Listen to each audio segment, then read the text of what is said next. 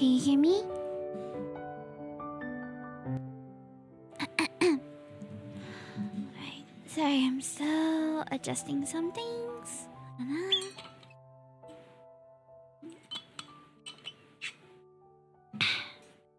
Okay.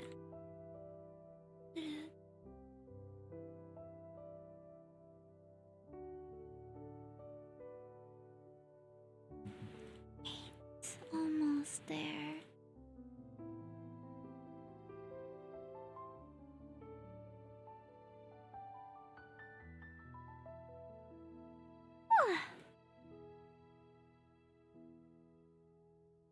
If works. Oh. Okay.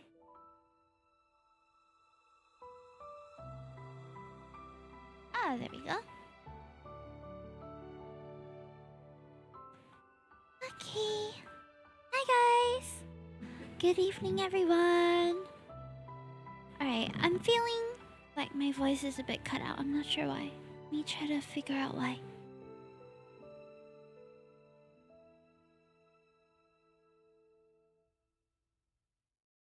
Ah, have a good day, Hime. Thank you.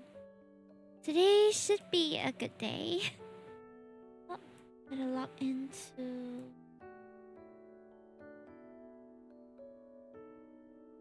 Count?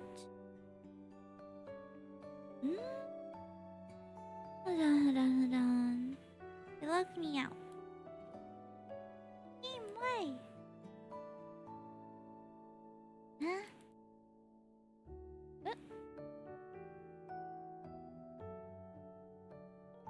Oh, please.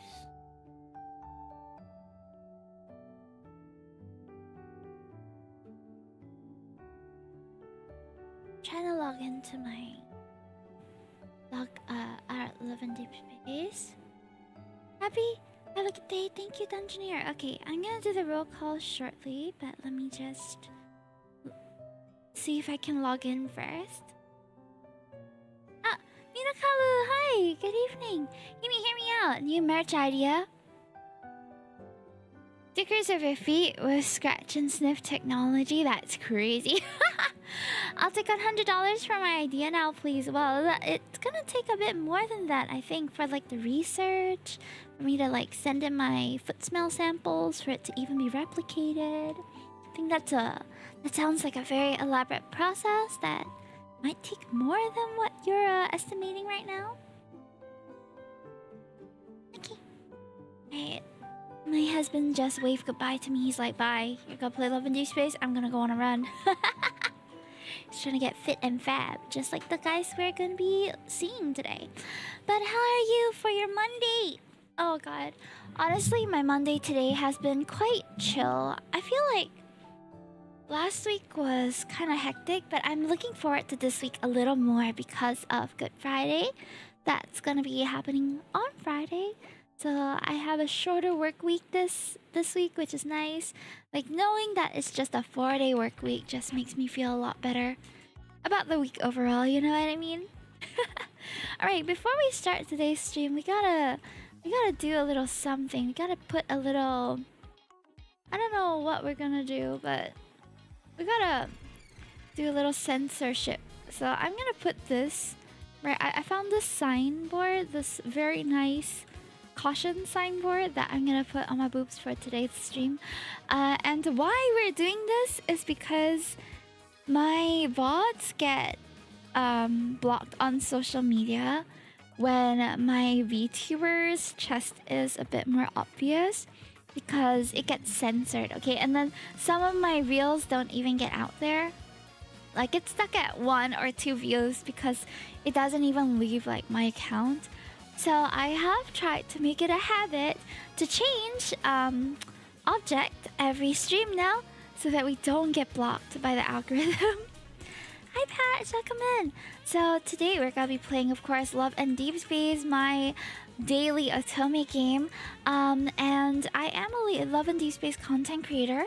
I can't believe it's already been a year since I've been introduced to this program because honestly, I thought I would have a lot of difficulty keeping up and like being consistent, but they have been so great with releasing content at a regular rate that I've never had like nothing to talk about. So a lot of love to the devs, the team that goes behind this wonderful game, and also the amazing women, of course, who write the stories for our consumption too. And this is going to be one of the few streams where I've actually pulled for the card already. So let me see if I can get it up in here right now. I tell Fox Luna. Oh, that's a bit loud. Hold on. Okay, I just realized that I did not do my roll call for today. So today our first viewer is Jalim. Jalim was here since 7:50 when I was still in bed, like contemplating whether I should get up quickly or not. He was already camping in the chat, so he has stolen the first today, rightfully so. And then we have some other people who came in after that, including Ragacha, Desolated Grave, thank you so much for coming in to claim your bunny biscuits, and Lurk, but Blooming Boba 143, nice to see you again too. Water Forest Cosplay, totally fine by the way if you guys have to lurk or anything like that, since it is more of a storytelling stream, so you can enjoy the story passively too if you're busy with other stuff. Victor Page, welcome in. We shouted out Victor earlier today. Dungeoneer Amino Kalu Buff Bagel, hello. Pacholi Daze. And then we have Delphox Luna. Welcome. So today we're going to be playing through Caleb's myth story. So the myth stories typically take a little longer to get through because the stories are more elaborate, and there were at least 9 chapters in the previous few myth stories that we played. I'm not sure how many there will be for this one, but I am assuming it's going to be the same amount. So bear with me. I think that should be right. Let me also get our chat box up in here. Can we get a little chat box test? Can we have a hello in chat, please? And I'm going to also... Yeah, we'll just keep it here like this. But if it's too distracting at any point, please let me know, and I will see if I can turn on like anything to help with that. Yes. Okay, I see it. I see your message. Thank you for helping me to test, Victor. Yeah. So today we're gonna be going through the Caleb mystery, which I've already pulled for. Yeah. I like the sensors. I'm glad you like it. We need it up in here because otherwise they won't let me. They don't. Okay, the annoying thing is they don't like censor all the biddies. The male biddies that appear on my stream all the time don't need any censoring whatsoever. But the moment it's my chest, it's a problem. Okay, let's see. What have I not... Okay, let's just do some of the daily stuff. I think I've mostly already finished my dailies, actually. I just need to collect some... Yeah, I haven't touched the events in this for a while. But if we're looking at the cards, I've already... Let's go with new. So I've already pulled for the cards. These ones. These are the pairs that are going to make up the mystery. We have Nether Parting, as well as... Oh, it's lagging a little. Nether Yearning. Yearning and Parting. That's going to be the 2 cards that we play. Remember, Twitch hates anime women and VTubers. I understand the restrictions though in some way, because I feel like a lot of people really skirt the restrictions quite a bit. So for me, since I'm aware of the problem area on my model, I just put something there. It's going to become like a little interactive segment, okay? Maybe I'll have a redeem at some point where you guys can change the thing that I put on my chest. I don't know. Hi, Guitar Sniper Kevin, welcome in, and hi, Yapper. Thank you so much for lurking. How are ya? Thank you for the water redeem as well. So, it's gonna be a long one, but hopefully we can get through it by maybe 11 p.m. or so. That's what we're hoping for. Is that Poggers VTuber Hime? It is me. What is that censorship? It is so that if I have any cool clips, it doesn't get nerfed by the algorithm because they hate boobs. It's a very, very, very long move. Oh no! Well, I guess we're gonna be sat for a while, chat. But that just makes it all the more worth it, right? Alright, so we're gonna be playing... I didn't know that the myth was called Yin Yang Sundering. But it reads here, bound by the nether, the way is lost. Cold runs the water, longing remains. Okay, it looks like there are 9 chapters, as with most of the previous myths. So, let's go! I am so ready.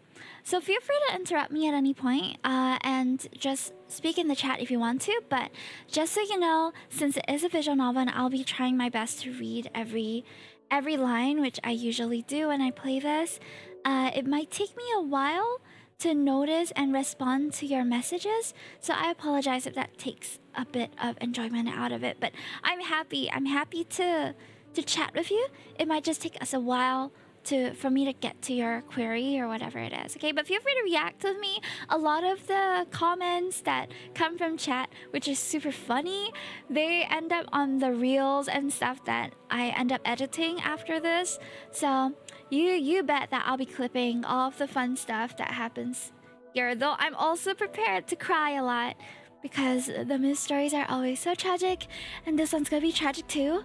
And if you want to check out my first impressions of the trailer, as well as some of the motifs that I saw while watching it, that I studied after in one morning when I was just like reading too much into the trailer, I've linked it in my pinned chat message on Twitch, so if you want to read that article, it's over there, okay? Alright, let's dive right into it, guys. Do things at your own pace, me. Thank you, Yapper. Is this what they call suffering from success? I suppose so, but my back is truly suffering. Hope you have adequate hydration. Yes, I have my water bottle right with me. Ooh, almost dropped it. And we are good to go. Let's go. Heaven and earth dwell in chaos, and yin and yang have lost their way.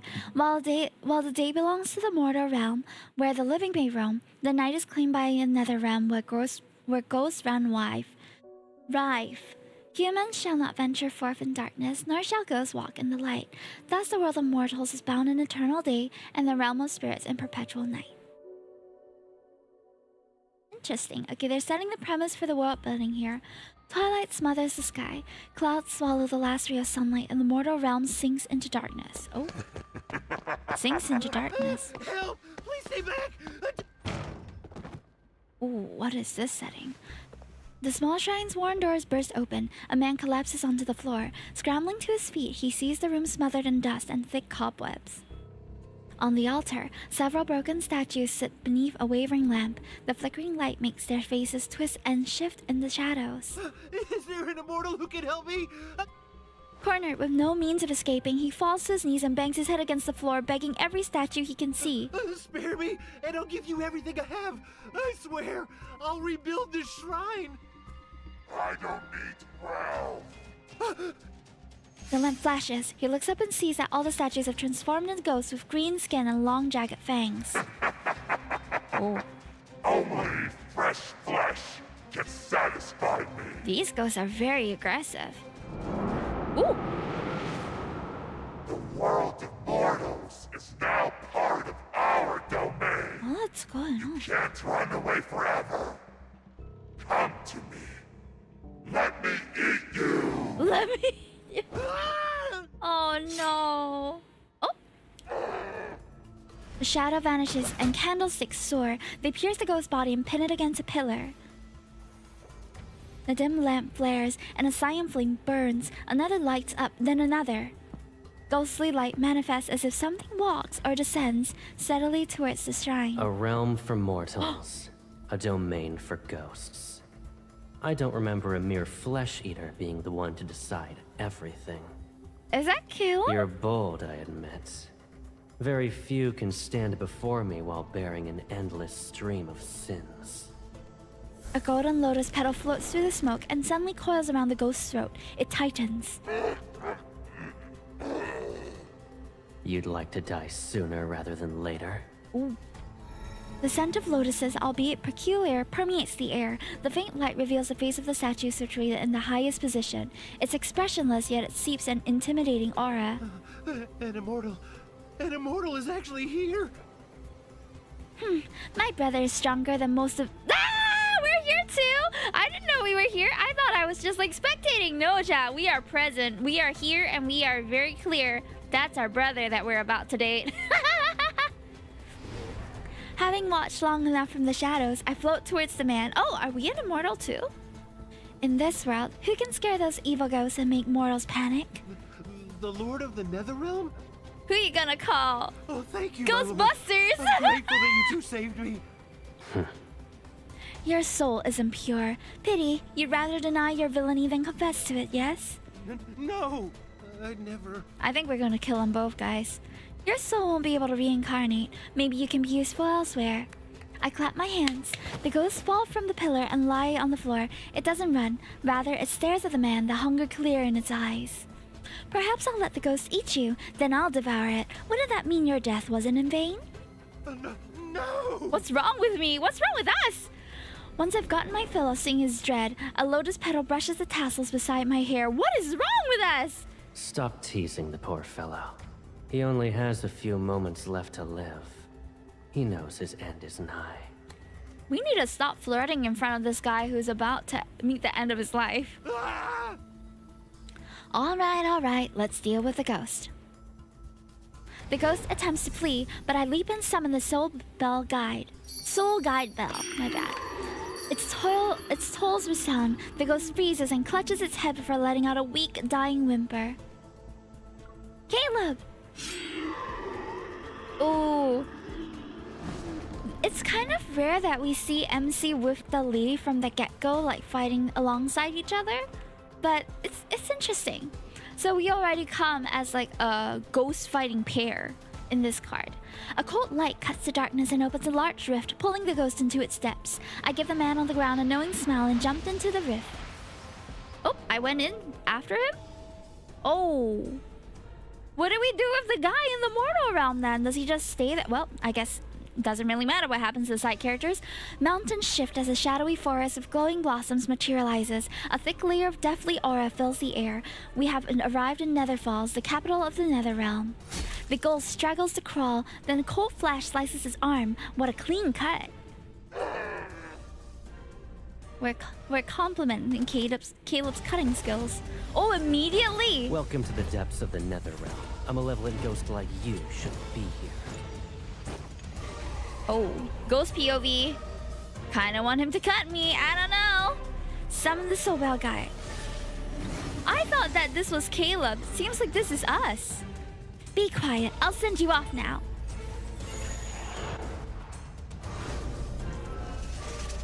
Whoa, look at that action-packed sequence. Ah! Yes! I love it. We just like call the ghost over and he kills them for us. I love it. He is so hot in this card, guys. What the heck? And where his little shoulder goes. Also shall be lost. We're on his shoulder. What an interesting position to be in. All right. Caleb, what did it say? Ramblings before death aren't worth listening to. You're hungry? Again? Yes, I want to eat. Patience. The power in its soul beat is not very strong, but it'll do as a little treat for you. Time for a spicy. We've barely even started. What? The fragrance is lovely, but I still like your scent more. Oh! Whoa, already! We just began! You're not satisfied, and you dare to ask me for more. Yeah. Okay, first of all, I said I was hungry. You said patience. I haven't eaten, of course. Of course I'm still hungry. I'm yours and you're mine. I can do whatever I want to you. We are the most closely bound souls in this world. That's crazy. We can indulge in our heart's desires without restraint. There are children watching. No, there aren't. If you are a child, please leave my chat for like 2 minutes. Interesting. So, when I was kind of studying the trailer here... You've reached your limit. but I'll give you more than this. Can we hit pause real quick? Okay. So, from what I sort of researched, in this card, we represent the yin and yang energies, which kind of have to feed into each other. But the way they're doing it is quite interesting. So I think that Caleb represents the physical energy of wanting to fulfill your physical needs, like hunger and other stuff, right? So that's how he is kind of feeding MC's soul, if that makes sense. So this scene makes sense, but it's also kind of just like, oh, I'm still flustered by it, despite knowing it happens. Transfer energy. Who said I couldn't take it? Oh, we can just do that? That's so crazy. What are we taking? Whoa. In this realm, only you can set me free from my This shackles. crazy, freaky sibling pair, I can't! In the pond! No way! Right in the pond, in the middle of the pond, like our booties are wet. The more they ways than one. Then let's stay like this forever. I'll offer my baby Not the sister baby sister! During everything coitus! she's wished for. Ah! Oh, lotus censorship. I like that. All right. Fade to black. Fade to black, chat. We did it. Scored. All right. That's the end of the card. I'm kidding. That's the very... I can't believe that was chapter 1. Why was that in chapter 1? I thought that would be coming like way later. But you know what? It's kind of taking the Zane God of Annihilation route, where it was also the first few chapters and then they immediately got freaky and we're like, okay, now that it's hit this, time to get to the specifics and the angst. The angst buildup is gonna take a lot longer. This kind of foreplay, not very long. Angst, 8 chapters. With the rising sun and the waning moon, the world turned into an endless cycle between the mortal realm and the nether realm. While the mortal realm drifted without a ruler, the nether realm was held in the grip of a pair of siblings. The freakiest pair of siblings, I might add. Together, they presided over the depths, wardens of departed souls and scourges of man-eating ghosts that ravaged lands. From their domain in the lightless nether falls, they walked the veil between the two realms, revered by the living as the lords of the nether realm. Only later did I come to know that those two lords were my big brother Caleb and I. I cannot welcome it. We're like 2 minutes in. I know, right? It's crazy. I've forgotten when I first came to the Nether Falls or why I became Lord of the Netherrealm. Who was I before it all began? I only knew one thing, that I must remain by Caleb's side forever. Whoa, that's some like brainwashed theory. If he was to rule the Netherrealm, then I would be the other of its lords. If he was to slay the man-eating ghosts, then I would learn to kill. For countless years, I've been my brother's inseparable shadow, aching with a single wish for our time together to never end. That's mad. They're really not letting the brother-boyfriend allegations go, chat. It's canon. All that noise. The sounds became clearer and I opened my eyes. A garment is draped over me, but its owner is nowhere to be seen. What's happening? I feel like we just woke up. That was me, like 10 minutes before the nap.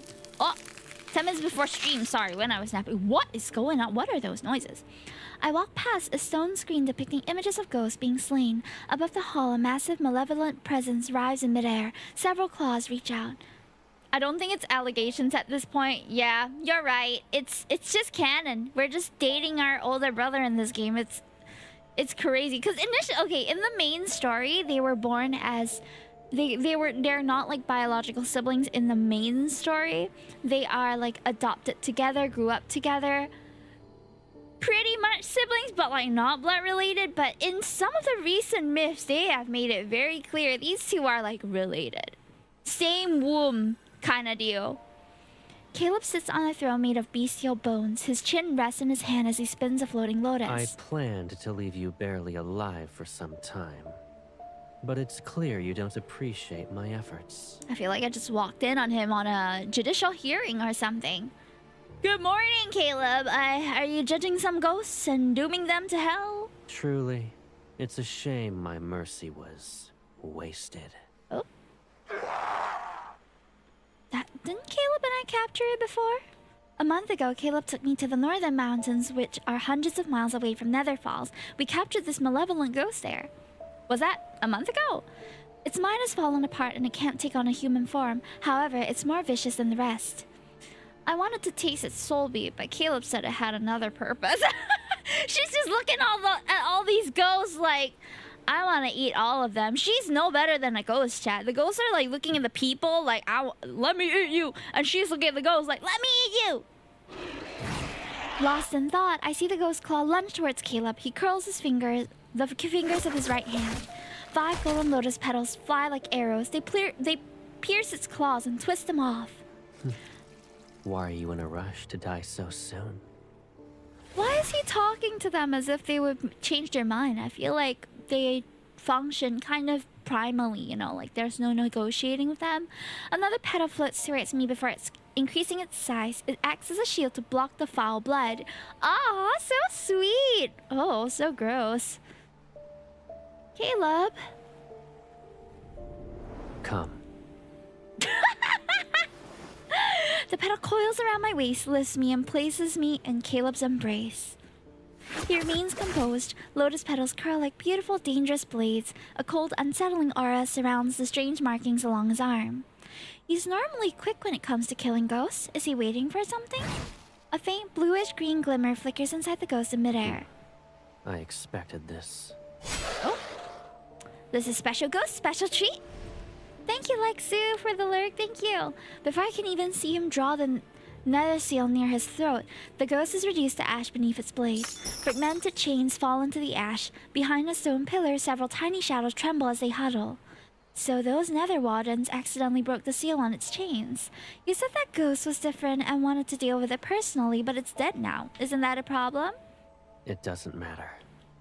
Once it proves to be useless, death becomes a kinder fate. What were you going to do with it? When I ask my question, I discreetly signal the wardens to run. I'm heading out. Would you like to rest here, or walk in the world of mortals? If I had a choice, for real, I would take the map. So he has no intention of telling me his objective. I don't ask him about it then. Everyone has secrets. We're no exception, but it doesn't matter as long as he's by my side. Can I join you? You wish to follow me to Mount Dingshu? Are you certain? You just asked me if I wanted to come with you. I'll come with you. I only want you to come back soon.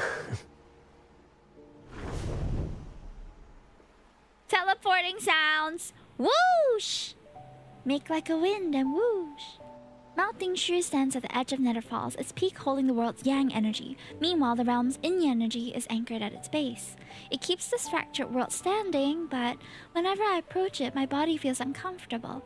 So Caleb occasionally visits it. And as of late, he's been going there more frequently. Could it be related to that ghost?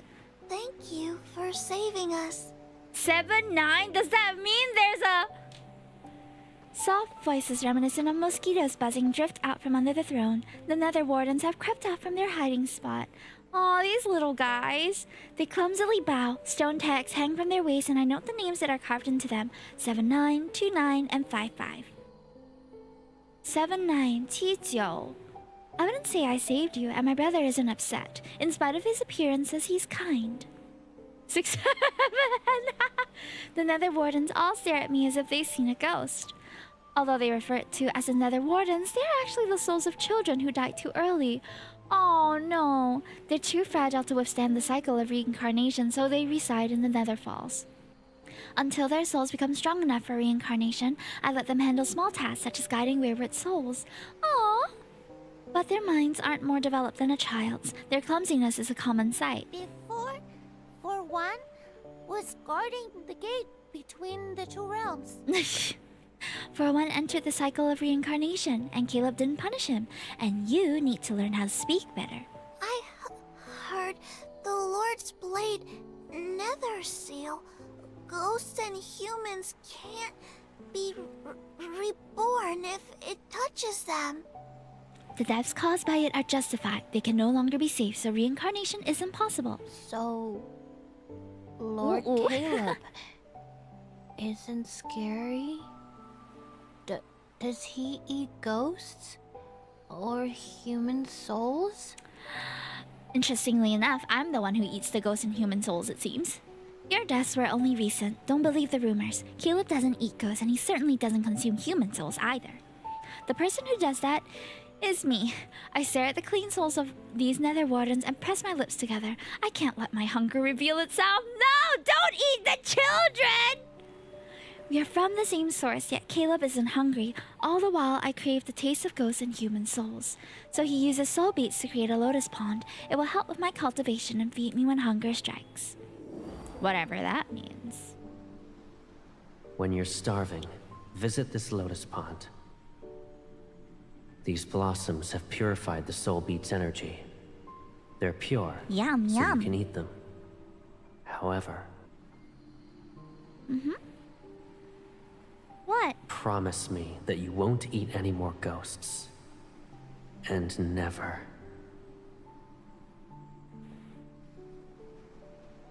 Did he voice humans? No. That memory is lost in a haze, but I can still hear my voice. It's akin to a feeble whisper. Does that mean I'm a monster?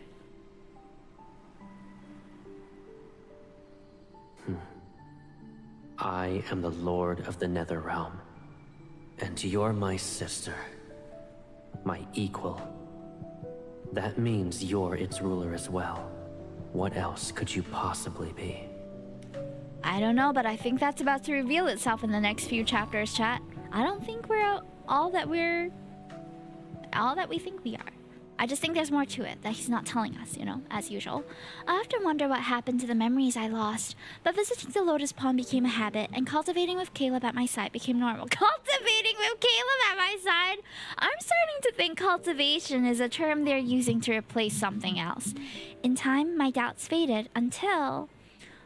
Why am I hungry again? I ate a lot last night. Yeah, we saw, girl. This is my secret that I'm keeping from Caleb. My hunger has recently been too insatiable. Whether it's old fears or surfacing from my pride, I can't bring myself to tell him. If Caleb comes back, tell him I'm in the mortal realm. Aw, thank you, Shadow Watcher. Have a good one, too.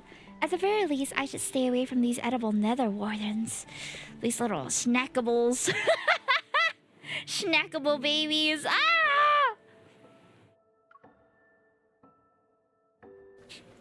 Wuling Village. Wuling is like 50? Past the gate between the two realms, the Nether Falls night dissolves into a cold haze that belongs to the world of mortals.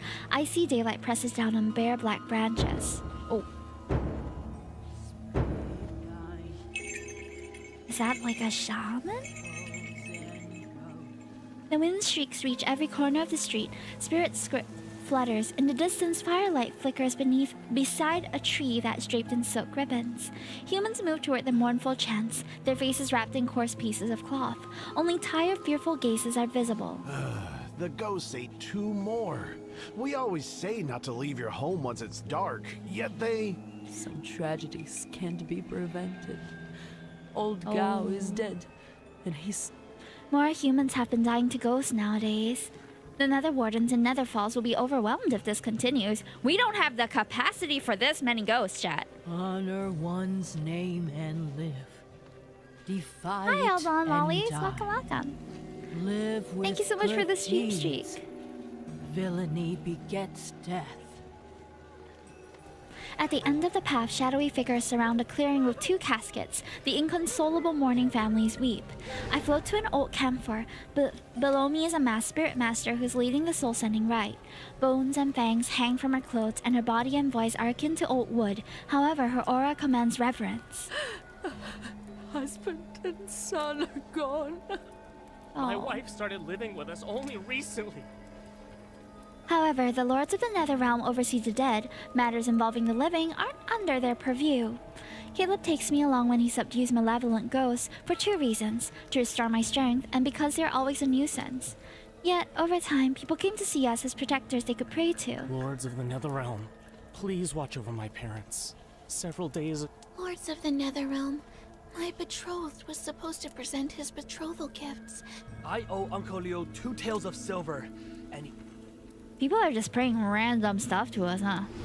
I don't want to listen to any more ridiculous wishes. I disappear and float to the altar to inspect the offerings. They're plain and boring. I don't like them. O Lord of the Nether Realm, the wandering soul has returned. Has The it? living bow to pay respects. The old spirit master forcefully swings the bronze bell and everyone in the crowd kneels. The soul-sending rite ends. But the crowd doesn't disperse. They surge toward the silk master's silk charm since they want one to ward off evil. My lord. She calmly separates herself from the noise and bows to me as I reveal myself again. At first, I didn't believe the rumors about an old, powerful spirit master residing here. Then, she figured out my identity upon our first meeting. She is different from the other spirit masters. Despite knowing who I am, she never showed a hint of fear. In addition, her ritual's chants are pleasant. She also knows numerous tales that involve Caleb. Do you have any news stories? The one about Caleb fighting against 100 ghosts over Var Smash was riveting. Oh, have you guys seen the One Piece live action? I have not, but I hear that Mackenzie fights 100 people in the scene. Ah! I can't wait to watch it. Those fortunate enough to be saved tell all about what they witnessed. But since everyone reveres the Lord of the Nether Realm, rumors gain embellishments with each retelling. Which makes them turn stranger by the day. I'm glad you are merciful and pay them no mind. They make Caleb sound wonderful. When I told him those stories, he couldn't help but laugh. So keep sharing them with me. As your payment, I'll select a good place for your reincarnation. The old spirit master thinks. 6 months ago, when I went to a village to make offerings to the Lord, I heard that within the local shrine, Caleb appears on the first day of each month to punish ghosts? You told me about it already. then what about someone whose soul once strayed into the Nether Realm? Oh, I know how it unfolds. Then I'm afraid you've heard all of my stories. Or perhaps you wish to hear a tale unrelated to the Lords of the Nether Realm? Ooh? Is it that interesting? A breeze stirs the bell and the old spirit master's voice takes over and takes on an airy quality. It drifts like mist. Those who commune with spirits are called spirit masters. I'm fortunate to possess that title. And I'm fortunate to be able to talk with you casually. Many, many years ago, there was a spirit master who conversed with all spirits. Oh? He divined fate and pacified calamities throughout the realms. Throughout the realms. His strength put him on par with the gods. One could say only he was worthy of being called a spirit master. Huh. 6 Lee? He had his sister by his side, who was just as gifted and revered. Oh? For years, they only relied on each other, and he loved her more than anyone else. Is this our past life? She doesn't remove her mask, but as she speaks, its bestial eyes seemingly stare into the depths of my soul. Its gaze is dark, unblinking. At the time, the world of mortals was simpler and chaotic. Yet, it was pure. The sky was blue, and the mountains were green. Yeah, why is this world so gloomy? The spirit master and his sister watched over all. But perfect beginnings normally lead to terrible incidents. I know how these tales operate. I've heard many a tale. She's about to continue when shouting erupts nearby. Ah, the last remaining silk charms have allowed a brawl to break out. The stronger the spirit master, the stronger the charm. So humans wanting one little charm is to be expected.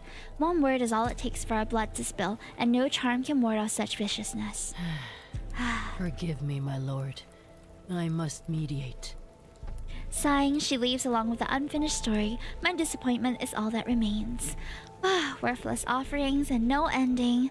Never mind, I'll wander around and find a lovely trinket for Caleb. We're just going around finding little trinkets? I love that. Now, what shall we pick up? Blood now stains the altar here. I walk away and that metallic scent stubbornly clings to the wind. I follow a hint of it and spot a gambler with blood-stained lips. He stumbles out before someone drags him back indoors.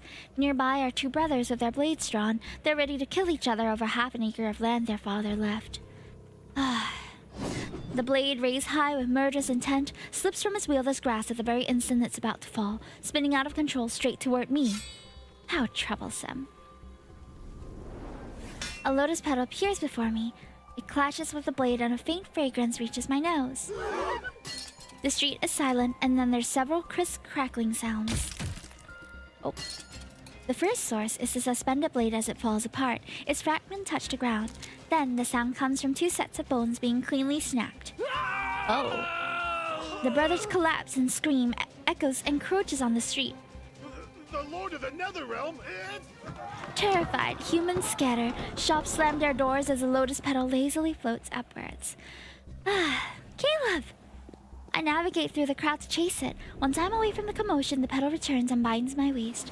My body is lifted before it's placed into a familiar embrace. The petal brushes against my temple and it's soon followed by cool fingertips. Hello, brother. Watching humans tear one another apart will ruin your eyes. Well, you tore them apart for me, so... What should I look at then? I'm looking respectfully. His fingers shift and a hairpin that was carved to resemble a lotus appears. He puts it in my hair. My baby sister, who has beautiful eyes, should only look at beautiful things. Ah, that does. Beautiful eyes, beautiful things.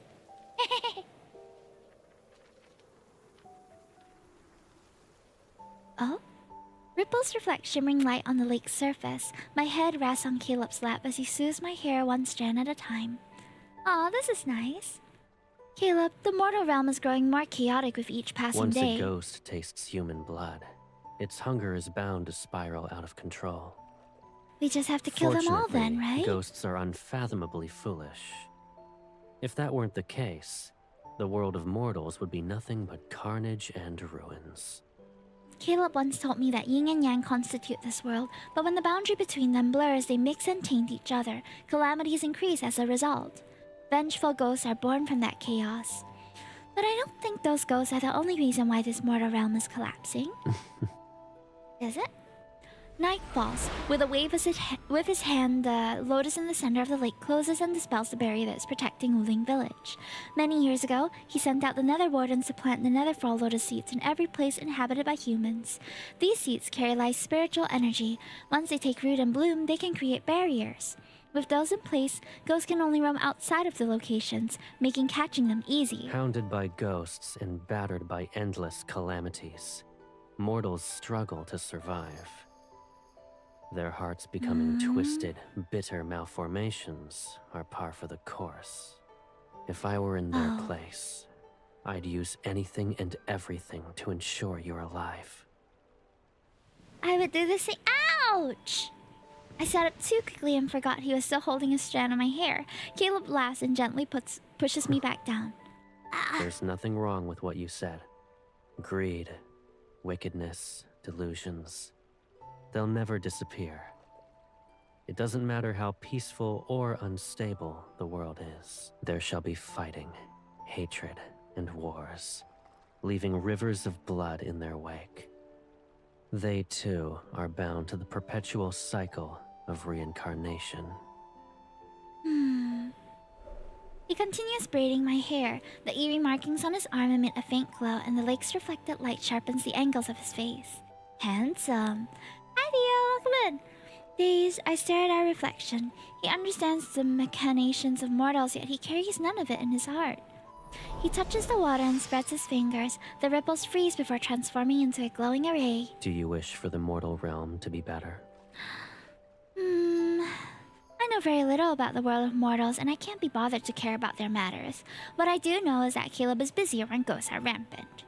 The filth surrounding human souls worsens with each passing day. Netherfalls cannot rest because of it. To be honest, looking at them disgusts me. I prefer pure souls, one with a pleasant scent. I quickly close my mouth. Caleb laughs and pats my stomach. I see. You're a goddess of thunder, not the lord of the Netherrealm. Now I know the source of the rumbling. No, it's... Alright, perhaps I'm slightly hungry, but only slightly. 只有一点点而已，一点点而已.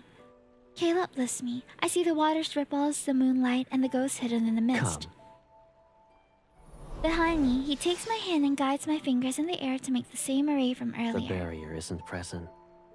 Since we've cast the array as bait, Whoa. every ghost within 100 li will appear. This should be enough for you to consider a feast. A buffet just for me? You think so? Let me teach you a new way to play this time. Ooh.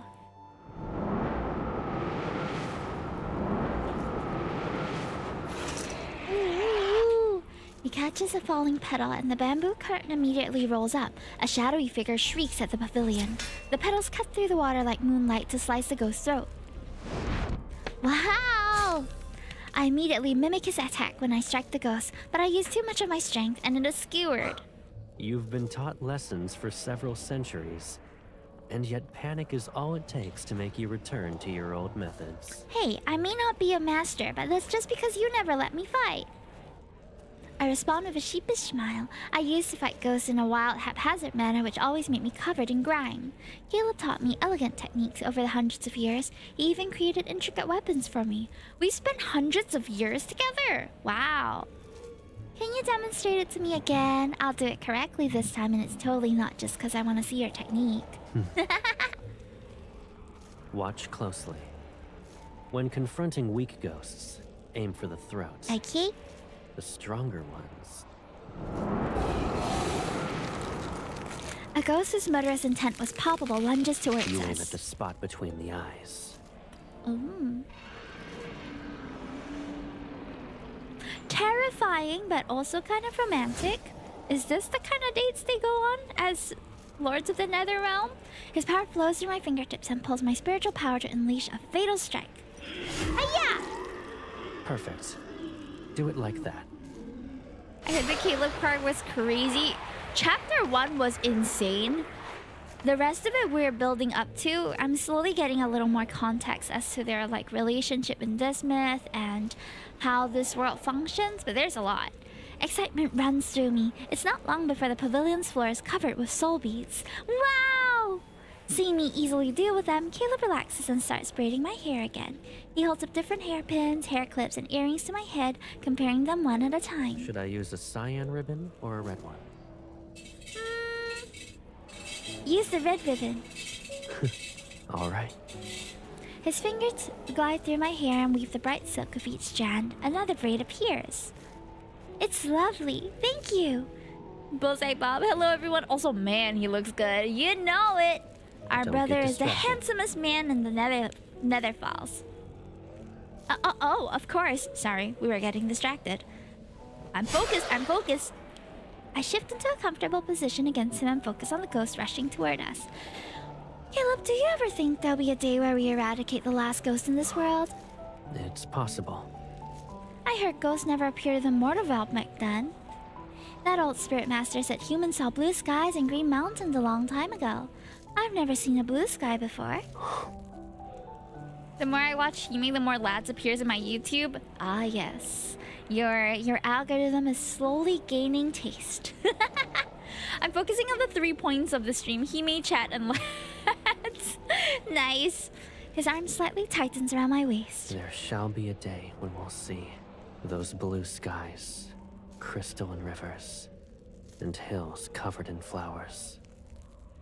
If we get to go to some place with these 3 specific things in the next Caleb card, I'ma cry. It's a promise then, though Netherfalls flowers are also beautiful. I like them. However, if all ghosts disappear, I won't have anything to eat. That's no good. When that day comes, you won't need soul beads anymore. I won't feel hungry anymore, so I'll be like you? Correct. Thanks for the follow, Kill Me. Welcome, welcome. How did you find us? We're playing through Caleb's myth card right now. I think we are on just chapter 2. I have a feeling this is gonna be a long card. Because every chapter is about 20 minutes, so I don't know how long this is gonna take us. As the ghost scream fade, I wrap my arm around his neck. Actually, I don't mind living like this too. You use so beads to create a lotus pond for me, and we cultivate every day. Again, I think they're using cultivate as a way to... as a way to replace something else? A certain intimate action? But anyway, yeah, we like cultivating with Caleb every day, all night, all day. I'm happy. I finally found the tab. Oh, welcome in! Wanted to meet fellow friends. Pleasure to meet you. Are you also a streamer? Welcome, welcome. Can we get a shout out for Kill Me, please? If all of them disappeared, I'll miss them. Caleb is quiet for several moments, then he kisses the top of my head. Oh. That was such a loud, like, he just went. You'll have more to be happy about. Really? The world we shall create is the one you want to see, and it doesn't matter how it changes. We'll always have each other. No, they usually mean cultivate as cultivate. Nope, nope. If you've seen the number of times and the way they've used it in this card, you're gonna start thinking cultivate is not anything to do with farming. Alright, chapter 3. So we get a sensing that MC and Caleb, they are the rulers of the Netherworld, which came together, but it is not an ideal place. Like, it seems like their existence and the existence of Netherfalls has kind of changed the world, like how the world operates. I'm assuming towards the end of this card that they'll decide to part so that the world will stabilize again, but that's my theory. That night, Caleb and I purged every malevolent ghost within 100 miles. The soul beads were harvested, caused the lotuses of the Netherfall to bloom overnight, and had basked in the abundance of their power.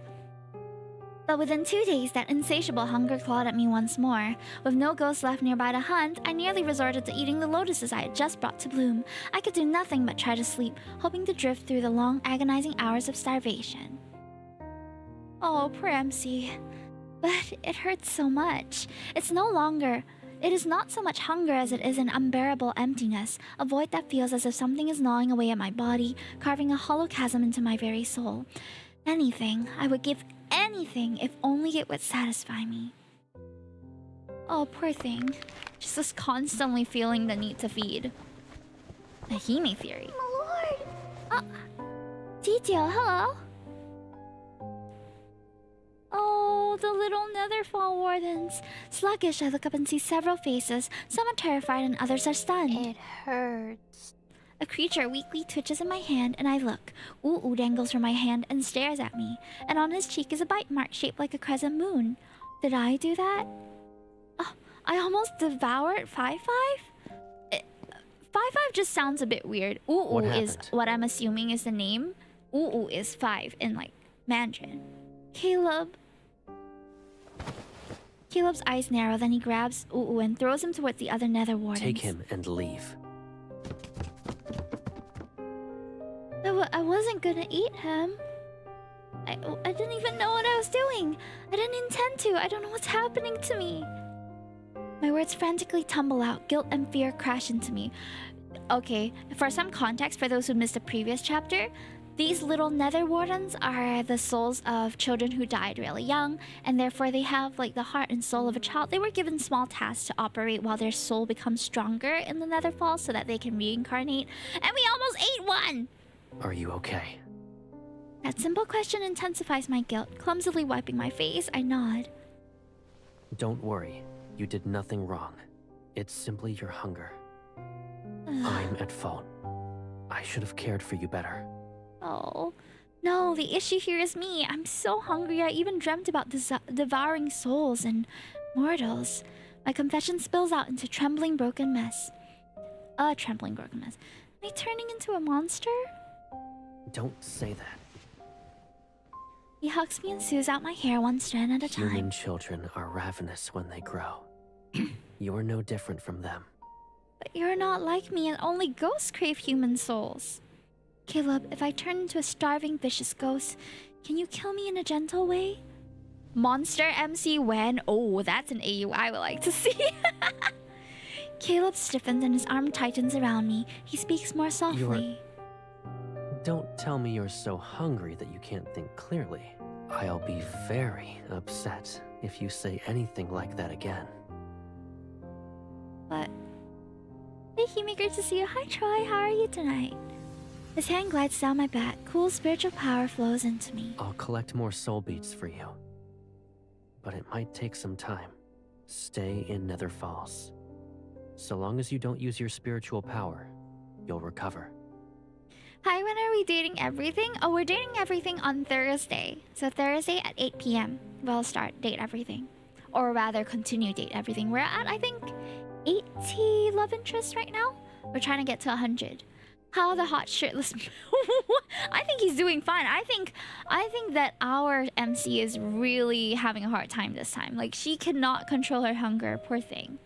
This feels like tomorrow's Catch-22, but it's the opposite. Like, we are the predators and we can't control ourselves. Nice to flip the script a little. Be a good girl and wait for me. Oh. Let me save that line for the future.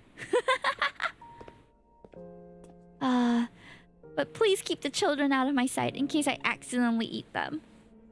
A few days later, Caleb returns with a heavy haul of soul beads, though he stayed only long enough to deliver them before departing once more. After several such journeys, the lotuses were reborn, nourished into a vibrant bloom by the steady flow of beads. Having finally feasted, my strength began its slow return, but watching Caleb tire himself out for my sake sparked a fierce new resolve within me. I had to find a way to cure this strange affliction, or at the very least find a means to suppress the hunger for good. I'm gonna be a good boy and wait for him. Good. Though Caleb insisted that I rest, I couldn't bear to remain idle. I wanted to do whatever I could to ease his burden. And so, I began to frequent the banks of the River of Oblivion, assisting the Nether Wardens by laying out Oblivion dewdrops for the departed souls and seeing them off to the reincarnation dyes. Then, one day, 3 souls dressed in bridal finery caught my eye. Oh? 2 months ago, Oh no. Ghost appeared in a cavern Honeymoon stuff, near our yeah. village. It trapped us in black mist. And then it started devouring us. Didn't your village have lotuses or something to keep it at bay? I'm not sure.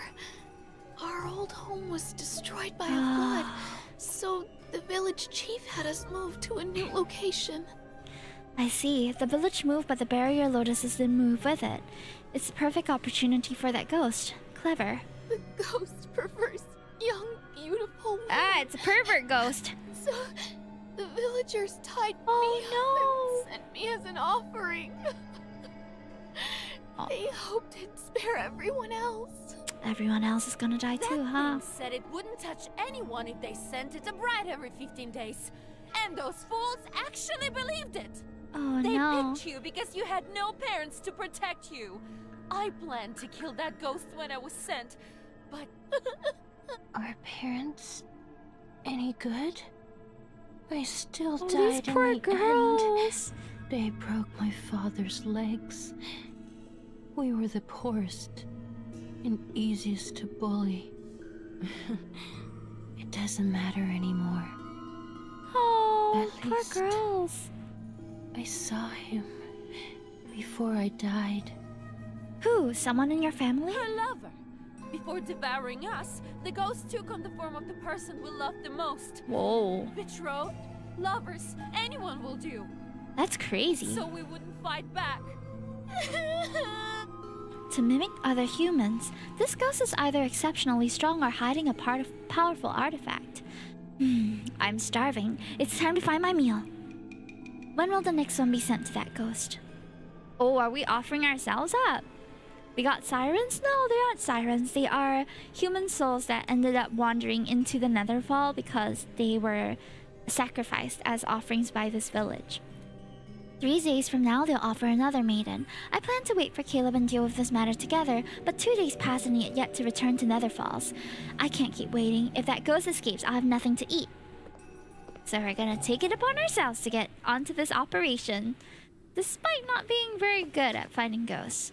Tonight's moonlight is cold and bright as the frozen sun. It illuminates a grim wedding procession on the mountain path. 4 gaunt bearers carry a shabby bridal sedan with a wilted red flower. Muffled sobbing and struggling can be heard inside it. Knock them unconscious? Oof. I lift the curtain. There's a bride, her hands and feet bound, desperately struggling. Shh, stop crying unless you want the ghost to appear sooner.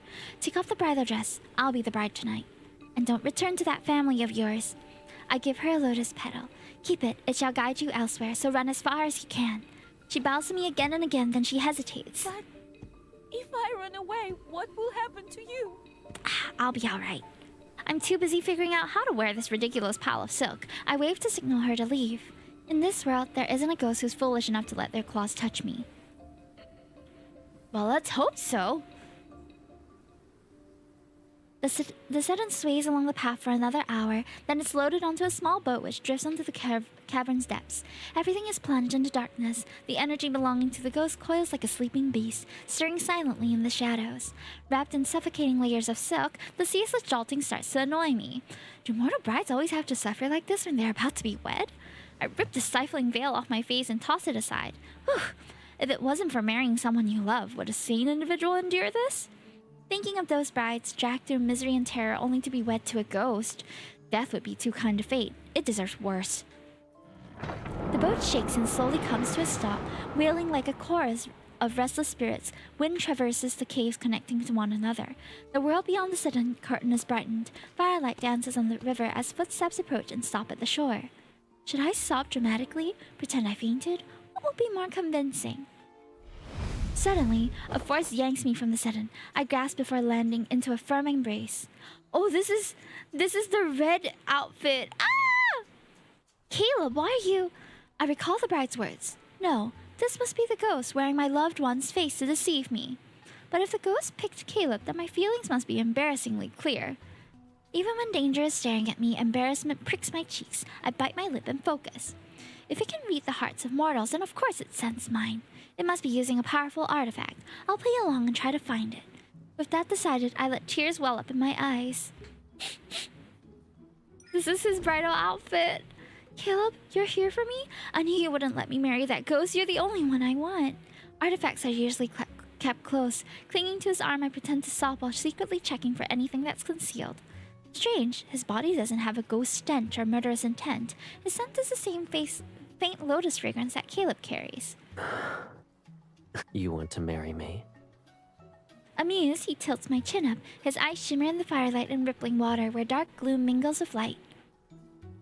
Of course, you're the person I love the most and I want to stay with you for a long, long time. Are you implying that I can't do that? Then we're of the same mind. In this world, I love you more than anyone else. It's so crazy to hear that.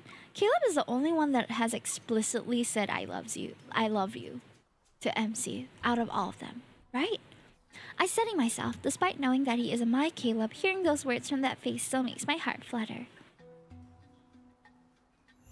Caleb moves his hand. Lanterns flare to life across the cavern to reveal a sea of red spider lilies. Flowers, moon, heaven and earth as our witnesses.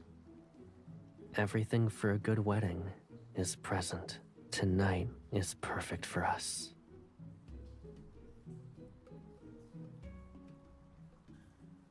Is this our Caleb? Is this not our Caleb? Hold on to me tightly. I'll treat it as your promise to stay by my side for a lifetime. Without drawing attention, I drop a lotus leaf from my sleeve while nodding and walking with him. We're out here just role-playing with the ghost. That's crazy. Caleb's gonna be so mad when he finds out. Unless this is our real Caleb, you know? The cavern has been formed naturally, yes, yet it's breathtaking. The walls are reminiscent of cliffs. The stone arches curve overhead like frozen bridges. Patches of green light shimmer across the rocks. They're akin to stars scattered along the walls. Caleb seems to believe I'm a love-struck bride who adores him, and he's been surprisingly gentle. I slow my steps, and he matches my pace without saying a word. When I pretend to stumble and reach for his waist, he steadies me and holds me closer. Careful now. I believe my foot landed on something. It's merely a rock. I nod, but out of the corner of my eye, I see him turn the crushed bone beneath my foot into a cluster of spider lilies. The entire area must be part of his illusion.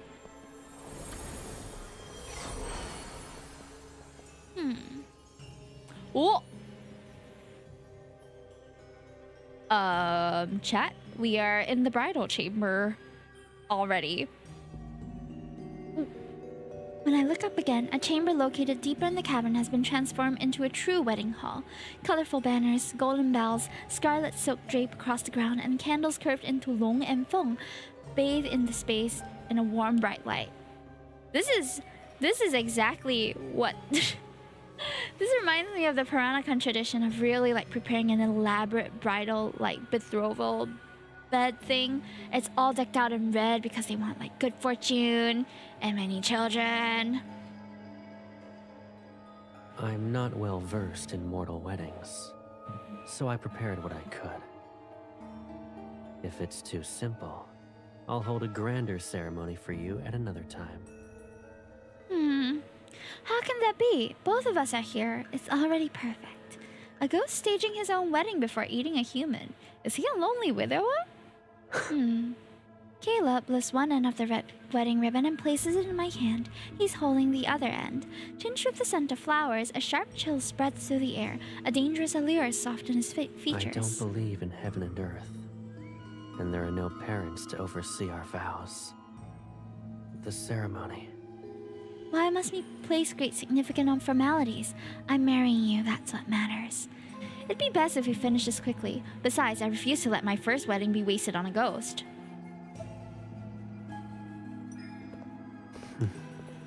He smiles before bowing to me with impeccable grace amidst candlelight and swaying flower shadows. I'm caught off guard. I've only known him as awe-inspiring and fearsome. I never thought he could be so composed and poised. And the way his gaze softens, how he confidently carries himself, and his movements... It's uncanny. Can a ghost truly imitate Caleb this well?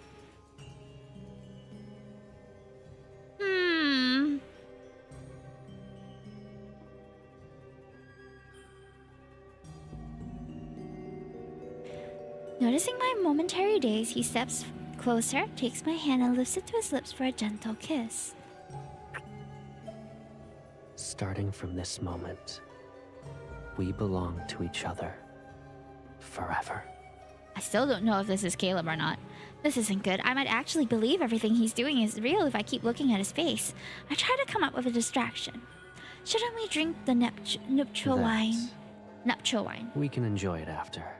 Oh. Following tradition, it must be brewed in the year of your birth. It shall age until the wedding night. Tonight was rather hasty.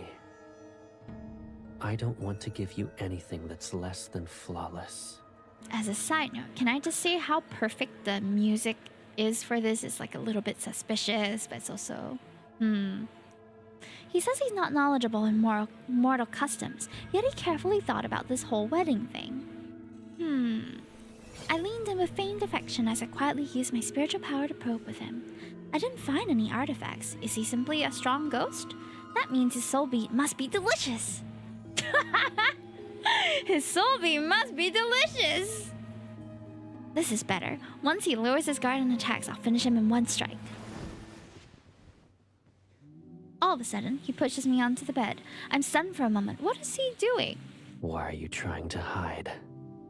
His breath grazes my ear and the tip of his nose brushes against my neck. We've forgone the vows and wine. But our wedding night shouldn't be done in a hurry.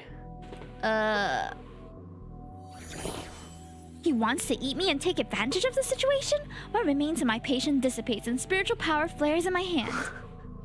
Unfazed, Caleb crushes the spiritual power as if he broke a twig. He lowers his head. Alarmed, I try to summon a weapon, but I soon realize my power is being suppressed. My limbs become weak. Oh no, Rushing MC! only results in you being unable to enjoy yourself. Uh-oh. The night is long, and we have plenty of time.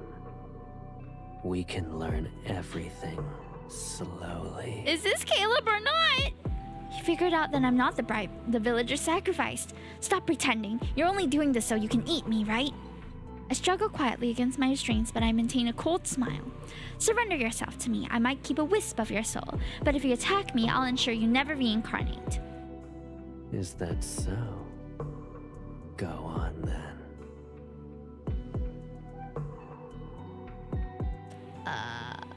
are you waiting for the barrier to form so it can swallow this entire cavern? He holds up a lotus seed, the one I dropped earlier, and crushes it between his fingers. What will you do next? The evil spirit is stronger than I expected. However, I'm the Lord of the Netherrealm. I refuse to die like a helpless fool. Even if it costs me my life, your villainy ends today. Fight to the death. Enough. Don't make things worse for yourself. The power I gathered is snuffed out, then I feel a familiar spiritual power wrap around my ankle. It spreads throughout my body. It moves through me in an unhurried, deliberate pace. I look up in surprise, only to accidentally breathe in the fragrance of lotuses. You still don't recognize me, even now. I'm upset, to be honest. Gentle, familiar kisses trail down my neck and collarbone. I don't move, but then I realize it. Ah, it's Caleb! Alright. Alright. Our lips touch and I taste a familiar warmth. Caleb was the one marrying me this whole time. Oh, thank God. Oh my gosh. If that was a ghost, I'd be so worried for her, poor thing. She walked right into it, though. Oh gosh. Wait, then what happened to that ghost? Man, that was supposed to be our big meal for the night. Well, we did eat good still. Caleb? Shh. Caleb's fingertips wander lazily across my skin. His touch is gentle, yet his voice is calm and steadfast. That ghost is more cunning than I thought. It hid itself once it sensed my presence. I took its cavern and claimed its bride. It won't be able to restrain itself for long. To make it reveal itself, Oh, God. we need to be more passionate. Ah, these two! He leans down for another kiss. In an intoxicating entanglement, our lips touch as his teeth graze my tongue. Ooh. 2 chapters worth of kisses, guys. We're winning.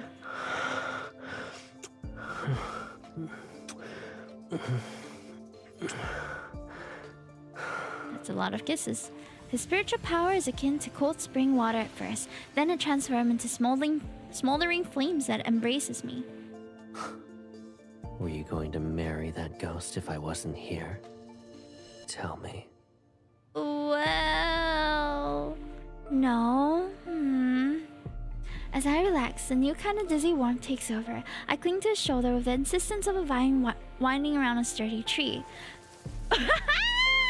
That's crazy. Scarlet curtains billow as we rise and fall. The scattered light on the stone walls shine upon until my vision becomes hazy.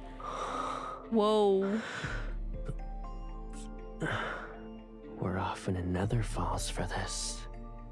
But doing it in a different place can be surprisingly enjoyable. It's nice to have a change of pace. If you like it.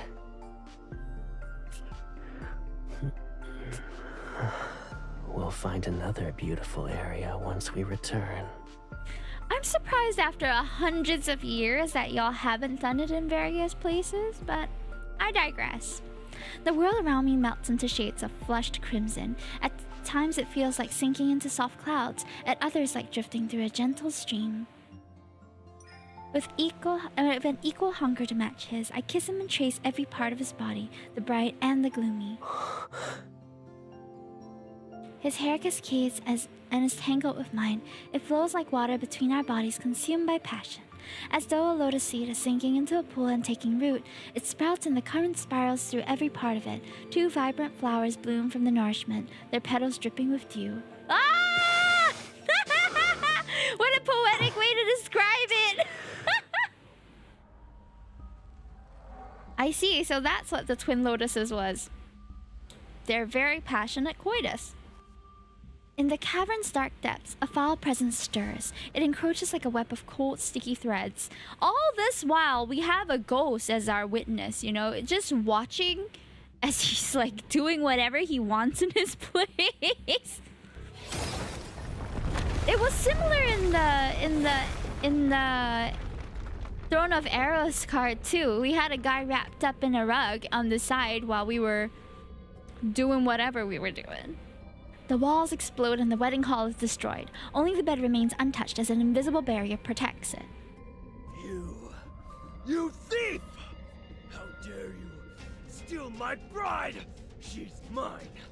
Mine! Ugh. She belongs to me. Caleb smooths my rumpled clothes with gentle, deliberate movements. His concentration hasn't wavered, not even once. Caleb, let me take care of it. Very well. It has been quite some time since your last hunt. Consider it an appetizer. Alright, let's go! It's hunting time. Holding my sword, I leap and strike the ghost. Its claws, blackened with blood, fall to the ground. Wait, that was kind of an easy kill, guys. In the blink of an eye, liquid spurts from where I cut it. A new set of claws bursts forth. Hiding the fact that I was startled, I thrust my blade into its brow, twist the weapon, and pull it out. You ruined my face! Do you know how many skins I devoured to grow it? It's hideous and not even worth a single strand of my brother's hair. I'm startled as its face knits itself back together at a swift pace, and I just saw a bluish-green light when it healed. I turn towards Caleb. His expression is darkened. You? It stares back at me, its gaze akin to brambles covering in thorny hooks. I can smell it. You're like me. You...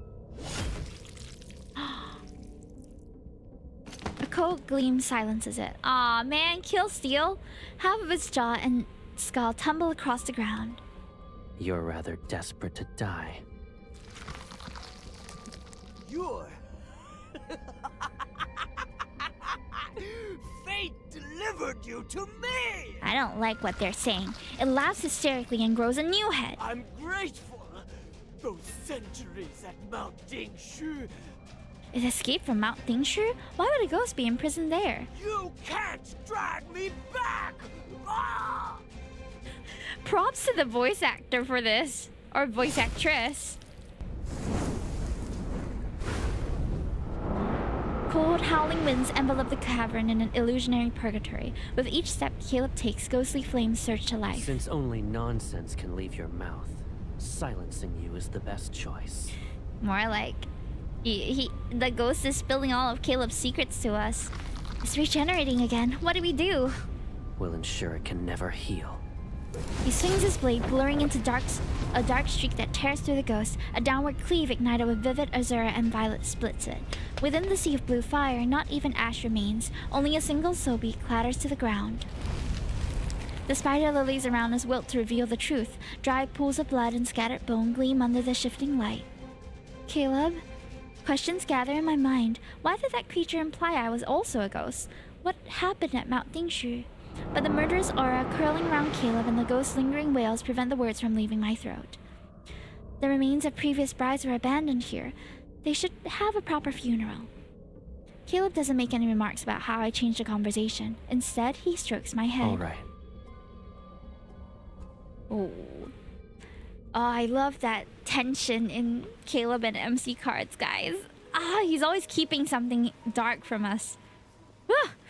Hey Draco, welcome in. I just got home. Welcome back. That's so late though. What's been keeping you at work late today?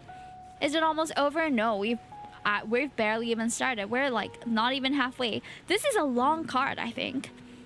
At dawn, Caleb destroys the rest of the cavern. As the collapsed stone gives way, mangled corpses appear. We retreat into the nearby forest and stay out of sight. Villagers arrive and gather the bodies for burial. Grief clouds every face. Curses directed at the ghost permeate. Everyday new problems. Oh. So in this card, just for context, we are the lords of the Nether Realm, but Caleb is more of the lord of the Nether Realm, and we're his baby sister. But I'm not sure what we are exactly.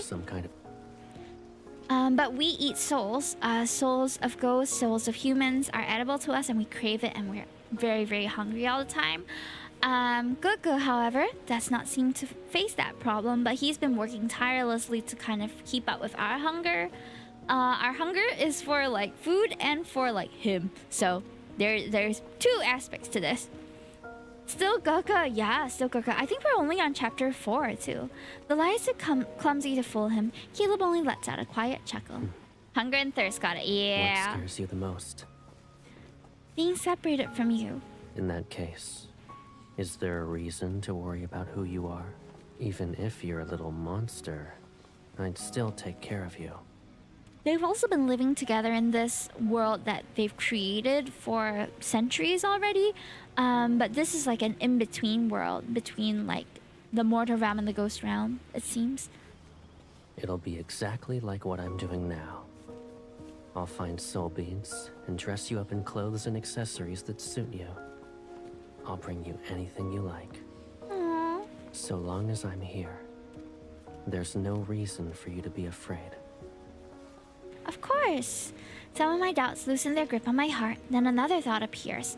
The ghost mentioned Mount Dingshu and said it escaped from there. Did something happen there? It stabilizes yin and yang. Why would a ghost be there in the first place? Mount Dingshu has held heaven and earth for centuries. Too much time has passed, and calamities continue to appear. The array carved into its foundation was bound to falter. As for that ghost, I suppose it slipped past the weakened array and But its words seem to imply that Caleb was the reason why it couldn't leave Mount Dingshu. No, I can't let my faith in Caleb waver. A ghost's word should implant seeds of doubt. If Mount Dingshu truly is unstable, doesn't that mean it's dangerous? Shouldn't we go fix the array? Arrays from ancient times aren't that fragile. They're not going to fall apart even if they remain untouched for centuries. But it has been centuries, though. But, given our current situation, it technically is an issue. Mm-hmm. We should go fix it, if you'll let me. He looks into the distance. The villagers have left the cavern and set the corpses on the ground. I'm heading back to those interconnected caves. Assuming the ghost didn't lie, his escape wasn't by chance, and I might find more remains that belong to its prey. Wait, take me with you. I don't want to be alone. Soon after Caleb leaves, a gust sweeps through the area. Dirt rises and the scent of incense disperses with spirit script. The ghost has returned. The humans run away and abandon several caskets. I pluck a few leaves and turn them into thin sheets to cover the bride's remains. Then a glimmer of light blue flits across my vision. A dragonfly? Its translucent wings stir the mist like ripples in the water's surface.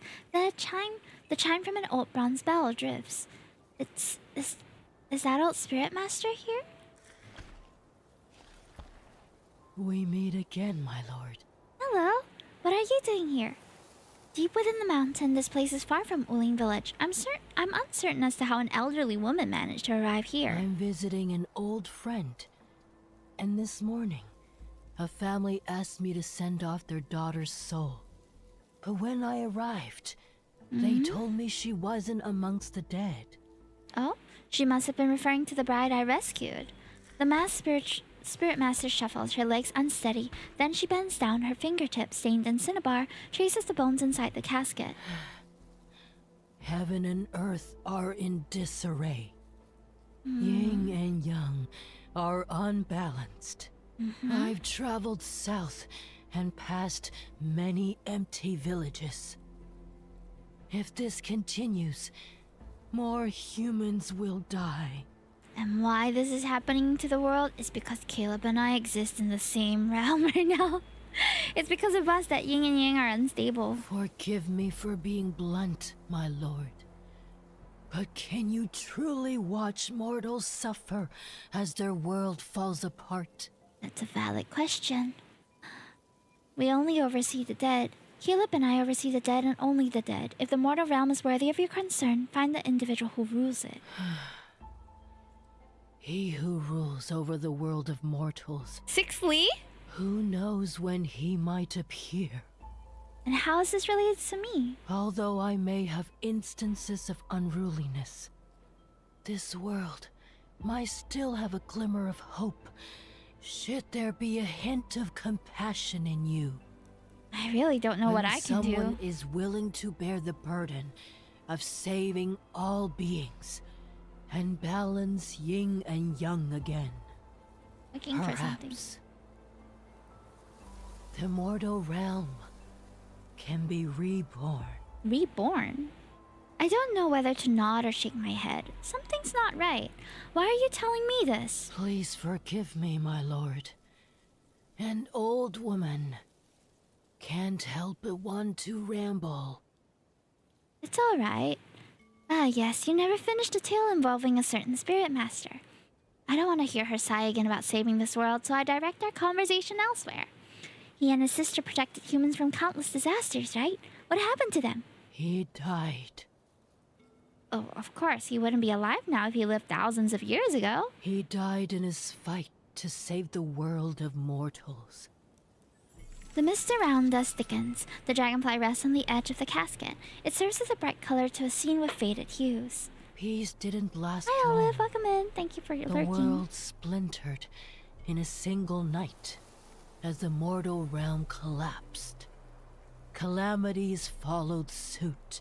Wildfires turned mountains into barren fields. And that's when the ghosts appeared. Oh, hi, Nami. Welcome back. The mist starts to twist. It seemingly claws at my vision, but maybe I'm imagining it.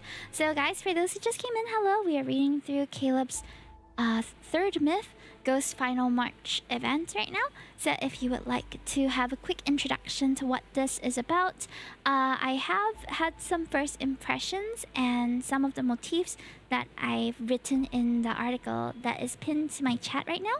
But for just quick context, there is the mortal realm, there is the nether realm. So the nether realm is where we are, and myself and our love interest of the day, Caleb, rule over this realm and we deal with the dead. But we are a being that also eats souls. So I'm not sure what MC is exactly in this card yet, but it seems like she's not the same entity as Caleb is, and he is just trying to keep us alive and like happy. But we have Soul Eater, yeah. But we have an insatiable hunger and craving for more and more souls. But I think also because these two entities live in the same realm, and they're not supposed to exist together for a long time, the world outside of them is collapsing. The mortal realm is collapsing. The ghosts are becoming more ravenous, and we're just kind of navigating that at the moment. To this day, some believe the first ghosts were humans driven mad by hunger. Oh? They butchered and devoured their own kind and fell into corruption as a result. Is that another tale? You've been trying to imply something. What do you actually want to say? You can treat it as a simple tale, my lord. Corruption. Is that us? We have a corrupted soul? She doesn't wait for me to respond. The Spirit Master arrived in a place called the Hesperion Reach. He struck the drum of heavenly decrees. It said the ancient relic can contact the heavens. Only someone with immense spiritual power could command it. I want your Thus, enemy. Welcome in too. The How are Spirit you? Master received the heavens' guidance and saved the mortal realm. The drum of heavenly decrees, Hesperion Reach. I repeat those names, and I think we're gonna go on a journey to get to those To places, honor guys. him, humans built a mausoleum and statues in Hesperion Reach. What about his companion? How about his sister? How is she supposed to live without him? If Caleb isn't by my side, I can't bring myself to imagine it. As you can see, humans claim to remember his sacrifice, but no one spared a thought for the girl who lost her brother.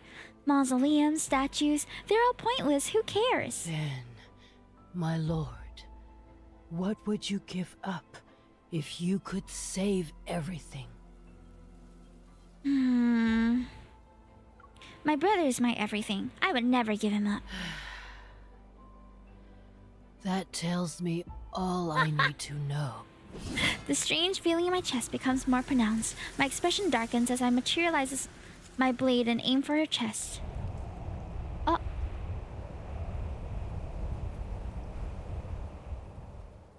We attacked her? An illusion. Who are you speaking to? I think I saw that old spirit master from Wuling Village.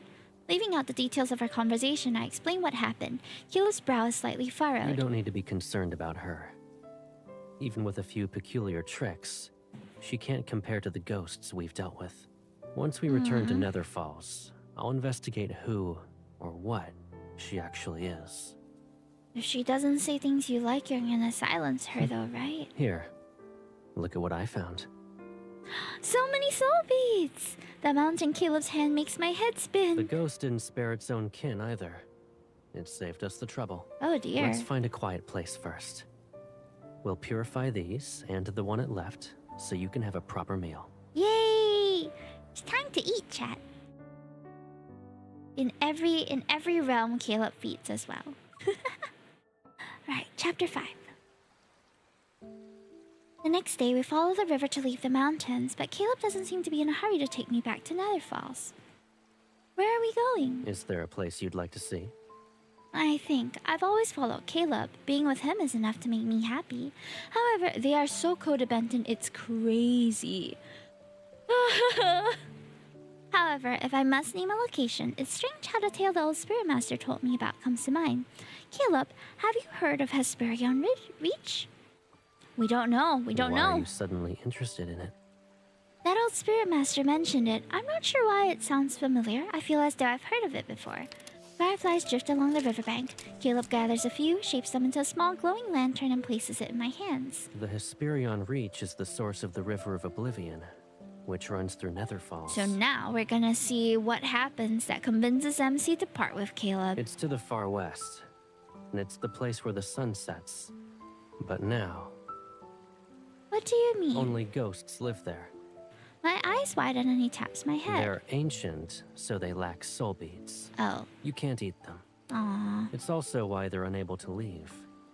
They're forever bound to the Hesperion Reach. I hope it's nice there at least. I nod that my retort escapes as a mutter. I wasn't going to eat them. I like the music, me too. The sound engineering for 11 Deepspacce, top tier.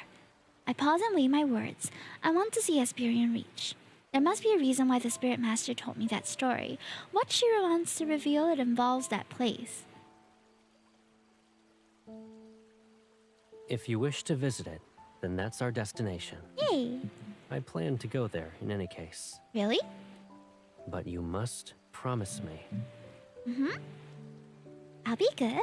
Once we arrive, don't be upset. Upset? By what? Hi, Remy! Oh, now I want to know. Why are we going to be upset, Caleb? Why? It's beautiful! Wait, we've been here before. For the Chinese New Year event. I like this. This is Hesperion Reach, a ghost town? Unable to believe my eyes, I look around. The Hesperion Reach was described as a city filled with spirits, yet is more beautiful than most human villages. I can almost believe the sunlight here is warm. Ghosts stroll under the sun as they move between homes and shops. There are many of them, yet I can sense an uncanny liveliness. What a handsome spirit. Where did it come from? Hey! I'm going to see I'm too that he tired for settles that. down. I'll ask him to share a drink with me tonight. At your age?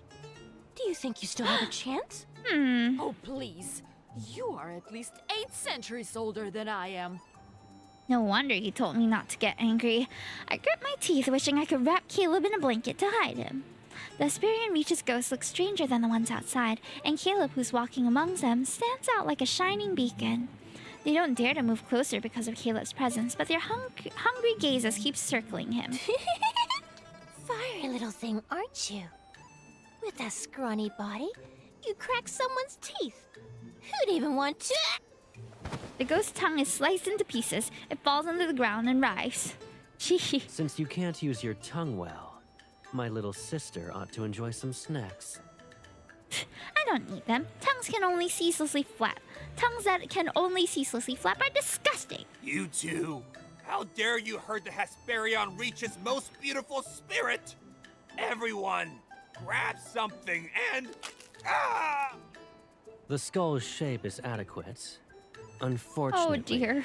it's not good enough to be a wine vessel. Why are we just here causing havoc? Can't we move around peacefully? He tosses the wine vessel aside and crushes it with his foot. Who's next? Try to approach as a group. Aw, we're here picking fights in the ghost village. Problematic siblings, I'm telling ya. It doesn't take long for the whispers to change from praising his handsomeness to saying he's terrifying and handsome. Before we arrived, Caleb disguised our spiritual power to resemble that of a ghost. These hideous ghosts, now more battered, leave a clearer path. It's almost like they're imitating how humans live. They've been isolated for so long that they started exhibiting behaviors from ancient times. Oh. They're attempting to return the Hesperion Reach to its former glory. They're trying to cultivate a ghost And culture. since they I can't kind of leave like to hunt it. humans, they live off the beasts that wander in. The air here isn't as foul or corrupted as other locations in the mortal. That explains why they're not as hideous as the ghosts I've seen prior. Their faces have a simplistic charm. I wonder if the era they're mimicking is the same one from that old Spirit Master's story. I look up at Caleb. Under the gentle sunlight, his sharp gaze has slightly softened. Caleb, you're here for a reason. Is it related to Mounting Shu? I can't hide anything from you. I You've left been something hiding here a tons long of things time from ago. me. What is it? I'll help you find it. It's not urgent. But I wanna... I wouldn't say it's important, but it'll let Mounting Shu's array last longer. A couple of thousand years. That's pretty good. If I find a lead, I'll ask for your assistance first. I understand what he's implying. I need to save my strength because none of the Hesperian Reach's ghosts possess soul beads. I'll keep that in mind. I can't eat these fellas. But I wanna! Yeah. And so we settle down in the Hesperian Reach for the time being. Thanks to Caleb's reputation, every ghost we meet treats me with utmost respect and answers all my questions. How long have I lived here? If we talked about the years before that. Some tried to leave, but I thought I would get to taste human flesh. But once I mentioned the Spirit Master from the tale I heard, every ghost's face pales. They run soon after, which piques my curiosity. At last, one of them The confesses. Spirit Master's mausoleum is up north. Go on your own. Ah, time to visit. Ooh. The mausoleum is vast yet desolate. There are only fragmented pillars and halls that have collapsed in on themselves. This is a new background. The air is so still that even the wind is quiet. Time has seemingly stopped, and only the faint sound of my footsteps crushing the tall grass breaks the tranquility.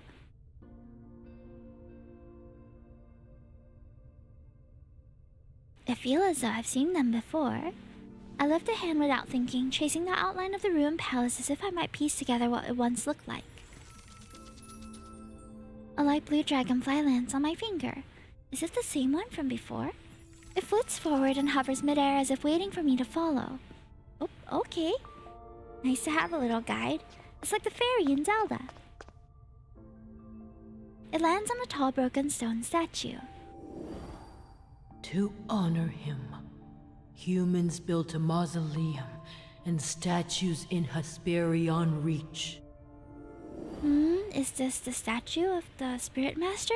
I look toward the sunlight, but half the statue's face has been destroyed. Time has worn away the other half to the point where it's almost unrecognizable. Emotions stir in my heart. They're strange and muddied. It's as if the ancient silence around me is swallowing them. My gaze drifts to its hand where a stone ring rests on one of its fingers. It resembles half of a blooming lotus. A thin thread of light slips out from the lotus. It wraps itself around my finger and solidifies into the ring's other half. Oh! Uh-oh. Uh-oh. I triggered something. O sun and moon, be the mirrors that witness. Mountains and streams mark the river of time. A divine blade reflects blazing sunlight as it shines on the poised, striking figure holding it aloft.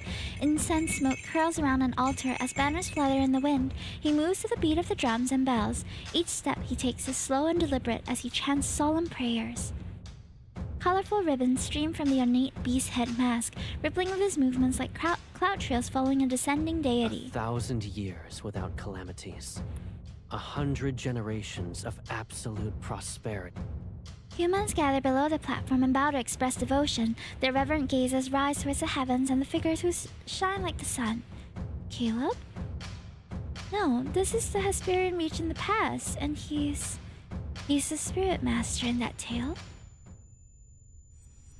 When those thoughts appear, the scene before me shifts as though a dream unwound.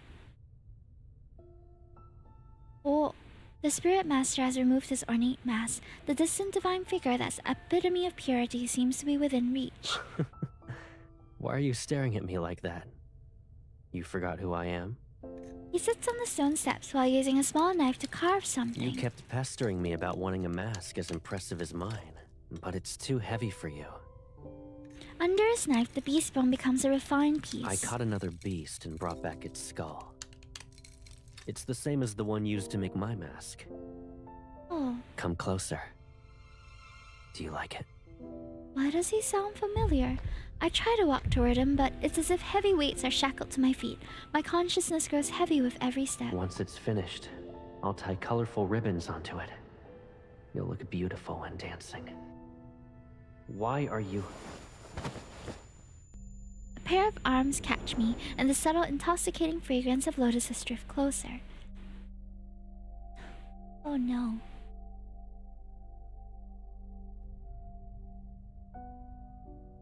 Are you alright? Hesitant, I touch his face. It's cool, but his breath that caresses my skin carries a faint warmth. I wasn't dreaming? What happened?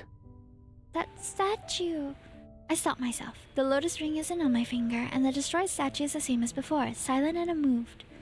Maybe it was a dream. And yet, it was so lifelike and vivid that my heart raced. What matters is that you're alright. Many humans died here a long time ago. Although they can't touch us, losing ourselves in their memories will be troublesome. If you ever find yourself wandering by yourself, don't visit this mausoleum. But... alright. So did you come here to find whatever you lost? Correct. But it seems I've only been met with misfortune. Oh? Why would it be in the Spirit Master's mausoleum, though? You and that Spirit Master... I heard that this is the resting place of a Spirit Master who lived in ancient times. Do you share any past ties with him? Caleb doesn't immediately react to my question. It's as if he expected this. In the mortal realm, the more precious something is, the more likely it's buried with the person they deemed the most important. In an area as desolate as the Hesperion Reach, this mausoleum is the only place that might still hide anything of value. You're correct. It's possible I only saw a lingering fragment of that Spirit Master's soul. His yearning for his sister refuses to fade. I wrap my arm around Caleb. Why are you being affectionate all of a sudden? I'm glad we won't be separated. We'll be together forever. Long hair, Caleb is... It'll take some getting used to. He pulls me closer and the lotus-shaped accessory on his ear caresses my cheek. Resting against his chest, I don't realize how his gaze lands on the statue, and therefore I also overlook the faint carvings around the statue's waist where the exact same lotus-shaped accessories are. So Caleb Netherrealm Lord is the same entity as that Spirit Master? We got lion dance happening. Hundreds of lanterns come to life in every street and alley. As the last silver of sunlight fades, all the Hesperion Reach's ghosts appear outside. Can I also say as a side note, I love just how Chinese cultural this entire thing is. I feel like this card in particular has a lot of motifs and representations of Chinese culture. I mean, that aside from the multi-banner, which was like a very Chinese time of my life. Multi-banner, I love that. But this one as well has definite references to it. They stomp and flail to the racket of drums and pipes. Singing, or rather howling, they merge to create a long parade. What exactly are they doing? It's a festival. You can call it a divine ritual. What? Perched on the rooftop, I watched a chaotic spectacle, confused yet entertained. Every ghost is earnest about this, their faces painted in garish, terrifying colors, and they wear clothing that barely fit.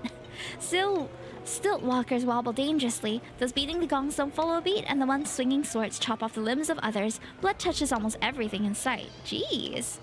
Is this another instance of them imitating the mortals from back then? They're plaguing? Yes, but they do have wishes. With one arm around my waist, Caleb reclines and lifts a wine vessel. A jar floats over to him and fills it to the brim. For the past few days, he hasn't found the item he's lost, yet he somehow obtained a jar with excellent wine. Listen closely to their screams. I strain to make out the words. Ooh, they want to eat humans. The parade carries a ghost who's been gutted. It rearranges its insides as others snatch pieces to eat. Jeez, I almost forgot these ghosts aren't any different from the ones outside. It's hard to Hi, say Tokimi, how how long are people ya? lived like this. How are you this It's evening? pitiful that not a single immortal bothers to listen to their prayers. Immortals don't even answer to humans. Why would they listen to ghosts? However, they seem to be enjoying themselves.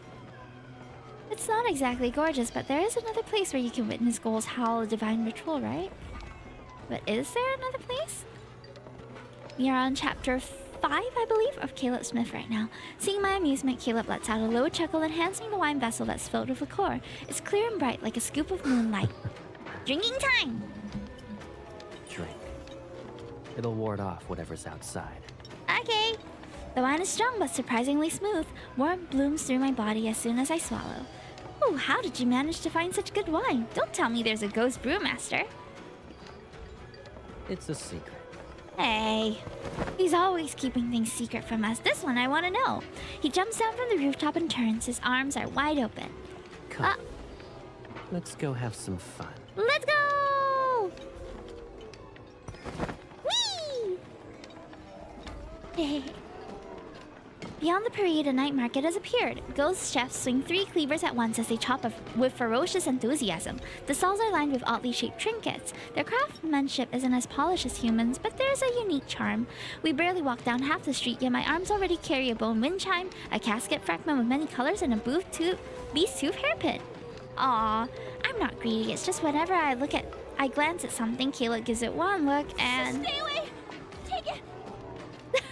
I accept everything with a look of apology. Caleb flicks my forehead. Ow! Shouldn't you express your gratitude after taking all of... We should prepare a return gift and deliver a few severed tongues should suffice. Hey, behave. No! Don't come any closer! The ghost runs into the parade while shrieking. I don't know if the frenzied ghost will trample it Is flat. there anything else you like? His gaze drifts towards 2 more trembling ghosts. Before they panic and run, I grab Caleb's arm. We have more than enough. The Nether Wardens at Netherfall will be happy for weeks. I sift through our hall and hold out one pendant to him, then another. They're mediocre. My Caleb is the best in the world. Only flawless things are worthy of his attention. Is that what you think? What exactly qualifies as flawless? Same, I'm tired too, Tokimi. I pretend to mull it over, then I smile and wrap my arms around his waist. Me, aren't I the best sister you could ever ask for in this world?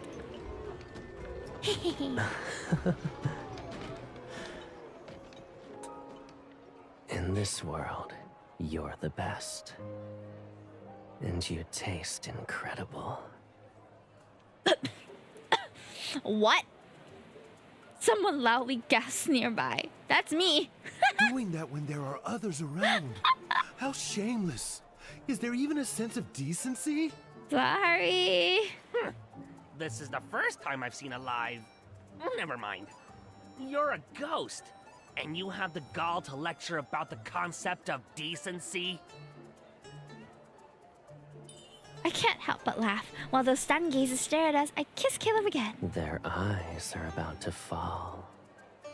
I can pluck them and find colorful strings to make a charm for you. Why is this Caleb so unhinged, guys? I don't want eyeball charms. Are you kidding me? Oh. Interrupted. The drums resound in the distance and the parade becomes more frenzied. I turn and my eyes widen. A towering platform sits at the far end of the street. Upon closer inspection, I realize it's built from countless bones, lacquered in glossy blood red and studded with beast skulls and fangs. Oh geez. The extravagance is cold, eerie, and menacing. What? What indeed? What would they use that for? Caleb drags a ghost toward him. Which bastard grabbed me? Don't get in my way! That Treasure? There's a treasure. When it recognizes Caleb, it becomes obedient. At the very top, there's supposedly a treasure. Whoever... Oh, several layers of black and dark red silk cover the top part of the platform. It's hiding something. Ghosts are already tearing one another apart as they climb. Their snarls and screams rise like waves. I don't like this ghost festival. Since they're calling it a treasure, it's most likely something valuable, Caleb. I crack my knuckles in anticipation. Stay here. I'll bring it back for you. Wait. I made sure you were dressed up. Now you want to throw yourself into a mess of blood and flying limbs. This is most probably the most gruesome card I've ever read. There's so much violence. I didn't notice that his shoulder pad was a lotus. But I want to give it to you as a present. It's pointless if you do that. You're not wrong. Then Together? He picks me up with one arm. I'll bring you to the top, and you can grab it. We can do that? He smiles and jumps. We surge as blood droplets gather behind us. Within seconds, the brawling ghosts are toppled. Confused and surprised, they stare at us. Caleb moves like the wind. We're in the air now. A ghost that's halfway up the platform lunges towards us with its snapping jaws. He raises an eyebrow as golden lotuses pierce the air. The ghosts are knocked off the platform and he shields my dress as if it's second nature. Stop him! I think the voice actors must have had a fun time with this card. The ghosts come to their senses, roaring as they swarm the platform. Hi, Ruka! Thank you so much for the well wishes. Instead of rushing, he slightly lifts me up and walks through the air. He circles the platform at his own pace. Thank you, thank you. Whenever a ghost climbs too high, he steps on his head and kicks it to the side. Caleb, there's another one. I'll abide by your orders. Stop him, it's mine, mine, mine. The ground is quite quickly covered with groaning ghosts. Please, I clap for Caleb. Good job. There's a soft clink as he lands at the top and brushes the layers of silk to the side. Nothing makes a sound, and every gaze is directed at us. The last layer of red silk is removed. A mask made from beast bones rests at the center of the platform. It's old. The imposing horns have been reduced to broken stubs, and there are cracks in the skull. Its bright lacquer has faded to a dull gray, and tarnished bronze rings hang from the thin strips of silk. For some reason, the mask is familiar. I'm reminded of Caleb. Without thinking, I pick it up. The mask is heavy. My fingers ache. Ooh. Caleb stays silent as I put the mask on him. It fits perfectly as if it belongs there.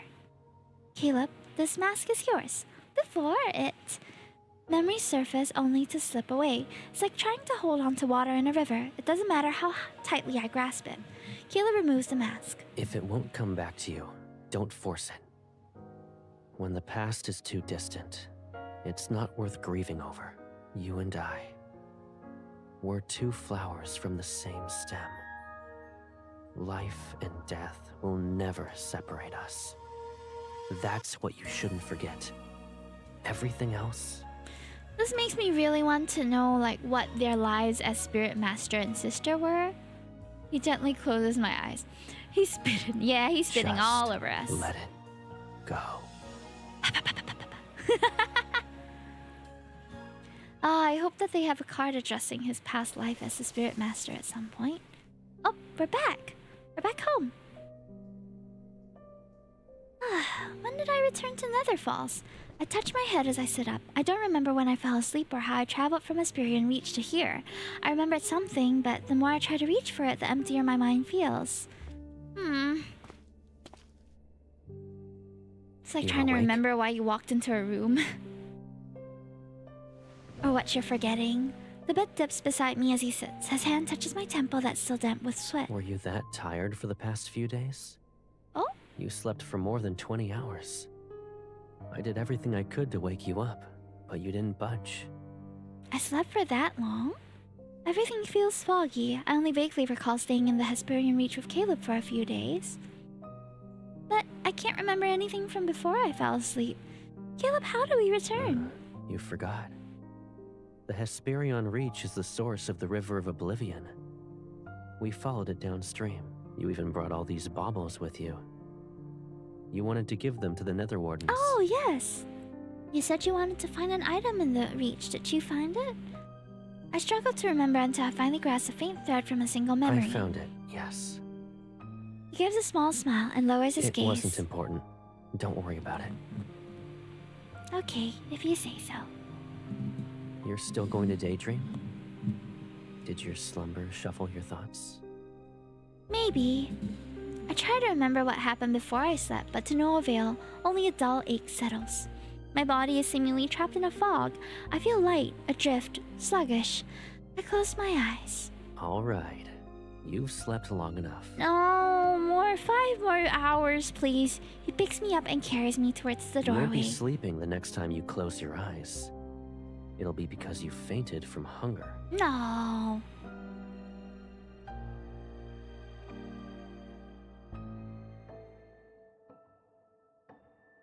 we're already at chapter 7. I thought we were on chapter 5. My bad. Must have gone by without me noticing. After restoring my spiritual power, I sleep for another 2 or 3 days. As I wake up, I feel lighter and more alert. The missing memories still haven't come back, but I figured out several things. That old spirit master didn't mention the Hesperian Reach on a whim. She wanted to send me there. But why? Was she trying to use me? Why did you take mine? Oh? That one is yours. You grabbed the wrong one. The Nether Wardens gather around me. Curious, they poke the trinkets I brought back. I return to the present, call Uu over and give him the most of the baubles. They're for you. Think of them as an apology gift. Thank you, my lord. The bite mark on his face hasn't completely healed. He musters a sheepish smile. Why haven't you fully recovered yet? It's because... that noise! Oh no. The Nether Bridge spans over the River of Oblivion, and every soul must cross it. It's ancient, but it's not fragile to the point of falling apart often. As of late, there have been so many souls. Oh no! A few days ago... The Nether Wardens groan and hurry away, leaving a flurry of footsteps in their wake. I soon follow them. And that's the one that I mentioned is probably the Naihe Bridge. The bridge between the underworld and the mortal realm. Oh jeez. So many souls! Souls are overflowing both ends of the Nether Bridge. The churning river possesses flailing figures. Some of the Nether Wardens scramble to repair the bridge while others struggle with makeshift fishing nets. They're trying to bring the drowning souls ashore. Since when were there so many souls? After you left, that's why 5... Oh, everybody's so busy. The Nether Wardens try to restore order, but their soft voices can't overcome a cacophony from restless, resentful souls. What even happened? I slice a tree and its trunk crashes into the river. Oh, if you want to reincarnate, then be quiet. I can also help you if you wish to die again. Everything is quiet for a moment, then the souls listen to the Nether Wardens and form a line. Wait. I hop out onto the trunk to stand above the struggling souls in the water. I have questions, so you better answer me. Yeah, why are there so many of them? The problem with the Nether Bridge that has been dealt with, so I return to the Lotus Pond. Lost in thought, I rest on the water's surface. I assume the souls belong to those who were killed by ghosts, but after my interrogation, I learned that most were victims from calamities. That old spirit master mentioned empty villages in the mortal realm. More humans are dying. If there is a problem, then it's only a matter of time before the Nether realm encounters its own issues. Caleb might exhaust himself. I should check on the mortal realm tomorrow. The thought is barely formed in my mind with a gentle touch brushes against my temple. Why are you frowning? I heard there was an incident at the Nether Bridge. Did those souls upset you? Oh no, they're not worth it. I was worried about you. I tell Caleb what I've been thinking about. He smiles. I do as he says. At first I'm confused, but then I see it. The sky looks clearer. Nether Falls is where yin and yang meet. The mixture of their energy stains the sky with dreamy colors. Some of the mist has dissipated. I can faintly see stars. Caleb once told me that every cloud in Nether Falls shows how heaven's yang energy mixes with Netherrealm's yin energy. The clouds are a mistake. Has Mount Dingshu's array stabilized? I quickly sit up. Caleb, did you repair Mount Dingshu's array? Of course. It was done while you slept, as if nothing in the world could wake you. Even if the mortal realm really is headed handles toward everything destruction, for us, huh? it won't happen for thousands or tens of thousands of years. The Nether realm is safer as well. You don't need to worry. You'll always be the most remarkable person I know. So I didn't need to be concerned. I let out a sigh of relief and wrapped my arms around his neck. What did you use? An artifact or... I trail off. Something's not right as a strange chill touches my arm. I notice his knuckles turning blue. Why are you so cold? You haven't visited Mount Dingshu for a long time. Did you forget how cold it is? In comparison, Nether Falls is warm and pleasant. Was Mount Dingshu always that cold? Its summit reaches the highest part of the sky. It's frigid, but the other parts of the mountain aren't freezing. While I mull over his explanation, Caleb rests his head on my lap. His arms hold me as if he's carrying a small hand warmer. Are you tired? I should have noticed sooner. Even though he's strong, fixing an array that supports the heavens and the mortal realm must have drained him. I pushed down my questions and hold him close. I wish the cold would disappear. You always know how to comfort me. Why didn't you bring me with you? I could have provided aid. It's because I need you for something else. It's more important than the array. Tell me what it is. I'll do it. Nuzzles my leg. Sing for me. Oh, that's... Wait. It's not a difficult request, but it's not something I can do so easily. A lullaby would help him rest. Unfortunately, all the songs I know are... Oh no, it's all sad songs. When the midnight shadows shake, ghosts cry out from the branches as their bodies ache. Anyone who forgets to return home turns into bones. Don't laugh. I only heard these sort of songs in the mortal realm, and that's what I sang when I was the gentlest. Even a terrifying song sounds pleasant when you're the one singing it. My innate talent can't make every melody pleasant. You might not know, but some taverns in the mortal realm have singers who make their voices screechy. They sound awful, and... I saw the rest of my words, but Caleb is already looking at me. Is that so? I suppose you've seen more of the mortal realm than I thought. Maybe you should take me to one of those taverns. I want to hear how terrible those songs are. No, you can't hear them. I cover his face with my sleeve. He already draws too much attention when the Hesperian reach. I won't let him visit a more dangerous place. All right, I'll behave. Good boy.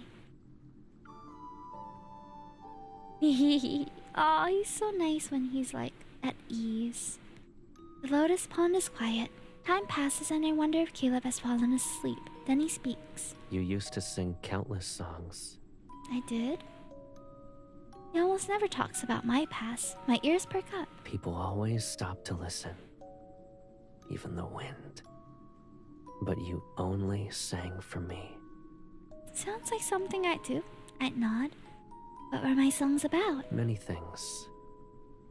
The sky, the land, mountains, rivers, storms, rainbows. Every single wonder in this world. I heard each and every one of your songs. That's why I can't tell if he's too tired or simply refuses to say more. Careful, I ask him. Can you sing one of those songs? I want to hear it. I'm not a good singer. I've also forgotten most of the melodies. I only remember a few words. When the heavens were created, its voice tolled like a bell cultivated. When the mortal realm was created, its breath was like the wind calculated. When mountains were created, they were green and stretched endlessly like wealth accumulated. Wandering souls returned to the hills of their home with no concerns. His words are akin to mist as it fades and his voice becomes quieter. He fell asleep. I ran my fingers through his hair in hopes of chasing away that chill. My fingertips touched something. A petal? Nether Falls is always covered in flowers. This petal is ordinary, so it's not odd that I found it in his hair. However, it carries an unusual energy, and only ghosts have it. Even in places with hordes of ghosts, plants rarely absorb this much. The petal has as much energy as a full-fledged ghost. Only one place would have plants tainted like this, the Hesperian Reach. The plants there are always around ghosts. Their presence eats away at everything until nothing pure remains. Caleb said he returned from Mount Dingshu, so why does he have a petal that came from Hesperian Reach? It's a minor detail, yet a profound unease ripples inside the depths of my heart, because he's lying to us again. He's being tricksy. Oh no, what's gonna unfold for our poor couple here? Perhaps because the seals on Mount Dingshu were stable once more, the endless surge of souls into the Nether Falls had finally begun to slow. The restoration of the magical arrays caused a few tremors in the realm, but they proved to be nothing more than a false alarm. I went to the mortal realm and watched as it finally caught its breath. It snatched a slim chance at survival and crawled back from the edge of ruin. Now the land has settled into a familiar limbo where it is not quite dead, but not quite alive. I had planned to visit the Hesperian Reach next, but a strange thing happened. When I dipped my hand into the River of Oblivion, I could no longer feel the Hesperian Reach's presence. It was as if that place never existed at all. Hi, Baron, welcome in. I know Caleb is hiding things from me. I've always known, but never before have I felt an unease like this. Yes, it was a small petal, an insignificant discovery, but once the seed of doubt is placed in my heart, it takes root and grows beyond my control, spreading deeper every day. My lost memories, the past that Caleb is trying to conceal, the tales of the Hesperian Reach's spirit master, the shifts at Mount Dingshu. Individually, these pieces seem unrelated, but I feel the invisible threads connecting them all. I do not dwell on the past or what cannot be undone. I simply refuse to remain in the dark, safely sheltered behind Caleb's back. Oh no, what did he do? Good morning, you. I don't want to play anymore. I've had enough. You're actually giving up? Caleb tosses a few pieces into the air. With a smile, he lazily catches Do them. that, and you owe me 630 years of tending to the lotus pond. Oh, and my Caleb is the best. You need to say it 630 times. How does one more round sound? If you win, we'll agree that your previous losses never happened. You said that when I lost for 320 years. I pushed the pieces aside, feeling nothing but regret. I originally brought the Xiangqi set from the mortal realm to figure out what Caleb has been hiding from me. Xiangqi is Chinese chess. Hi, Taikiki, welcome in. This game was invented only recently. How could Caleb already know how to play it? Once he loses, I can use it as an opportunity to make him confess. But Caleb listens to the rules once more and beats me in the first round. Refusing to give up, I make him play several more rounds, and I only have disastrous outcomes as my reward.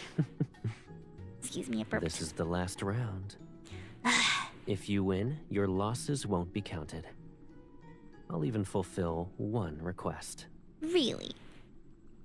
If you lose, you don't need to take care of the lotus pond anymore. I can't let his offer slip away. I hesitate before reaching for the Xiangqi pieces. Play to win! No win, no sleep. I suppose I lost. Calmly, he sets the piece down. What do you want? Caleb, you're not very good at pretending to lose. And so long as you're happy, I don't mind a loss or two. I move closer to him. Feeling slightly awkward, I hook my finger on the beads on his waist.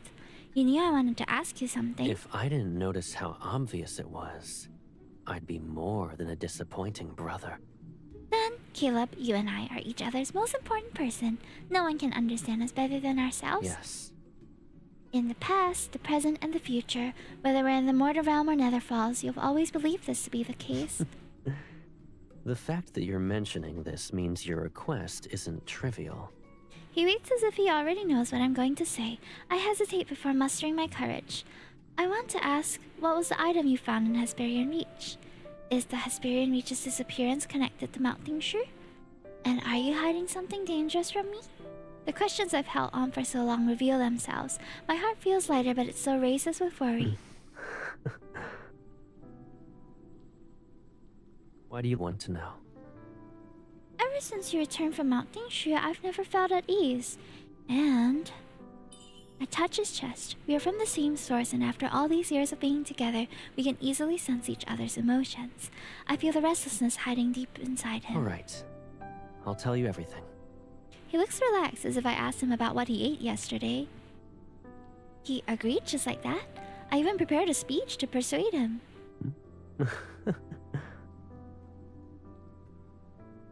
Didn't you say you wanted answers? Why do you look surprised?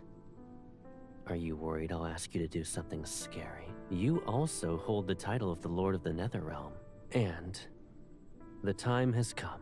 No. You could never hide behind me forever. My baby sister is braver than that. Words aren't enough. You must see it for yourself. See what? Oh! Teleporting again. He conjures his nether seal in his right hand. Ghostly light cuts the drifting petals and opens a rift. Come. I'll show you the answers you want. Ooh. Finally! We're gonna get some answers. What has he been hiding? It's dark, it's cold, it's suffocating. As breathing makes my chest burn, something presses against my lips. Cool, steady air flows into me.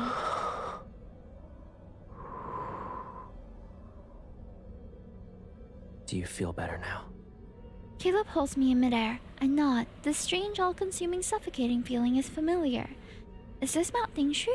The rest of my words die on my tongue as my eyes widen. Before me stretches a massive cavern, its depths so dark that it resembles a grand underground palace. Countless stone alcoves stretch from the highest point of the walls down to the depths. Filling every corner, I can almost believe a forest of stone stands before me. Each alcove glows with cold bluish-green light. It appears as thousands of lanterns from afar, beautiful yet eerie. Each one radiates a biting chill. We're in the depths of Mount Dingshu. The purest yin energy gathers here. I realized that the chill I felt back then was from this place. This must be one of the places where the array is weakened. But why is the energy of ghosts so abundant here? An unfortunate thought flashes. I tighten my grip on Caleb's arm. Caleb, don't tell me those alcoves are... Caleb doesn't answer. He lowers his head and gives me another soft, cooling breath.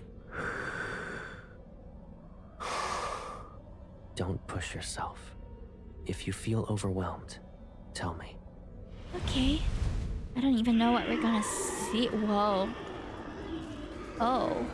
As we pass through the barrier formed by glowing symbols, screams explode in every direction. It's as if the mountain is crying out. From within the countless alcoves, twisted claws reach out, the rage and despair trying to crush my chest. The alcoves, or maybe stone cells are more apt, glow with cold blue fire. Each flame looks tranquil, but the cold is worse than searing heat. Inside them, ghosts burn in the cold flames, or their insane kin tear them apart. And even when they die, the yin energy revives them. They're trapped in a perpetual cycle of suffering. Help me, please. In a nearby cell, half of a mangled face appears. Despite its features being twisted, I recognize it. You're one of the ghosts from Hesperian Reach. It's him!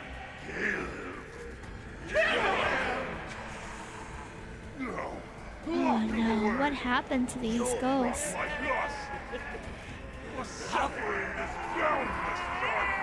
Screams and howls bounce off the cavern walls. I start to process what I'm seeing. Caleb, are you using these ghosts to keep Mount Dingshu's array intact? The ghosts that ate brides and others before it, they had been imprisoned here. Why? My question disappears under those sounds. Caleb frowns and moves his hand. In an instant, every ghost is pulled back into its stone cell. Eerie and fierce, the icy flames burn brighter. The yin energy here continues to eat away at the yang energy. If Mount Dingshu's array breaks and yin and yang become unbalanced, this world might become a domain for ghosts. Oh. A real... He looks up at this vast icy prison, the cavern filled with ghosts. It was an accident when I discovered that they can slow the yin energy. For ghosts whose only instinct is to eat humans. How do you know all of this? I'm also the Lord of the Nether Realm. It's my fault. Your fault? I left you behind many years ago. Oh. You suffered and lost most of your memories. What? You can ask me anything. I'll tell you the truth. And if you don't want to bear the burden, you can offer it to me. Hatred, pain, despair. I will never let those bitter things approach you again. I want the truth, even if it hurts. We should carry this burden together. I tighten my grip on his hand. Tell me, Caleb, what happened back then? Was this world truly overrun by ghosts? Caleb doesn't answer. He pulls me close and rises into the air. We leave the suffocating energy belonging to ghosts and land on a stone platform. Only now do I realize how cold my body is. The shock must have affected me that much. I bury myself in Caleb's embrace. As warmth returns, I look at him and wait. In the beginning, there were 30 days of darkness in the mortal realm. Then, light finally returned. Oh no. But it was brought by wildfires. Then there was a drought that lasted for years. With no food and water, humans killed one another. A few ate the flesh of their own kin. And then, the ghosts appeared. Where did they come from? Since yin and yang were unbalanced, calamities corrupted them. Fear, despair, hunger. Twisted thoughts from the living fed that corruption. So it grew. Ghosts appeared one after another, and the world became fragmented. He lets out a cold laugh. Who was the real monster? Those ghosts or humans? So that old spirit master described history, not tales. She remembers, and my brother remembers. I'm the only one who forgot. So when Caleb sensed yin and yang becoming imbalanced and that the calamities might strike again, he started using ghosts to power the array to keep the yin energy under control. Yet I feel as though there's more to this. It's significant. I try to think, but I soon clutch my head. Maybe I learned too much at once. My mind is heavy and entangled with a fog. It blocks my path towards the truth. Perhaps it's more akin to a barrier. A dull ache starts to throb. Does it hurt? Those ghosts' energy is too strong. We can't stay here. I'm like literally manifesting a headache right now. We'll continue this once you've recovered. All right. Oh, we're already at the 2-hour 20-minute mark, guys. It's a long card. I fall into a deep slumber. When I wake up, the heavy fog in my mind has thinned. Woo! Caleb lies next to me. I lift my hand without thinking and trace his brow and eyelashes. The ghost sealed on their Mount Dingshu. Caleb must have spent a lot of time and energy maintaining it. Did he realize that the calamities would return centuries before it happened? I don't want this world to be overrun by ghosts, but my wish for him not to carry this burden alone is stronger. Why is it always him? It's almost as if he's the only guardian this world has. I won't let him become the spirit master from those tales where he gives up everything only to lose his sister. The spirit master and his sister, Caleb and I, are we truly not connected? What if Caleb is actually... we can't even recall it. Ugh. I shake my head again as pain shoots through it. A warm hand rests on my head and starts gently stroking Your my head hair. hurts again? Hey, what was that? You have nothing to say. Did I hide too much from you? Are you upset? The dull pain fades and my thoughts reappear. If I have to answer, maybe I'm slightly upset. Slightly, though. But if I were you, I wouldn't have said anything either. You've always protected me, and I can't bear the thought of you being hurt. I pull Caleb and sit up with him. Caleb, there's more you want to tell me, yes? Why else would you reveal what's buried under Mount Dingshu? I sealed the Hesperion Reach and all the ghosts under Mount Dingshu. But they aren't enough to maintain the array and restrain the yin energy. I need more ghosts. Stronger ones? Where are we gonna find those? The array was only repaired recently. It's not stable. My eyes light up. Caleb needs my help. I'll catch those ghosts. Let me handle this. I'll bring you to them. I want you to stay in Nether Falls and watch over Mount Dingshu. No! That won't do. You know how uncomfortable I feel when I approach it. And I barely feel hungry anymore. I'll be alright. Caleb has always been the one to leave Nether Falls. He kills ghosts and brings back the soul beats for me. But I'll help him this time. There are ghosts hiding in a distant valley filled with a poisonous mist and ferocious beasts. You can't be there by yourself. Why? Do you think I'm weak then? So I can't help you? Of course not. Then let me do it. I can do it. No, you can't. I promise I can. And I promise I won't let you. Exasperating. Eventually, after my persistent pestering, Caleb finally relented. On a clear moonlit night, he escorted me to the gate of the two realms. He was clearly reluctant to let me go, showering me with endless parting words and even handing me his artifact for protection. I threw my arms around him just as I had many times before when I was the one seeing him off, and nuzzled into his chest with deep affection. Be good, Caleb. I'll be back in no time. He gave a soft smile and promised he would. It all felt so ordinary, a moment indistinguishable from any other day we had shared. There was no omen, no shadow of what was to come. That is why, for a long time afterward, I simply refused to believe that this is the last time I would ever see my brother. Oh no! They're parting forever! But why? What happened after that? Something must have happened.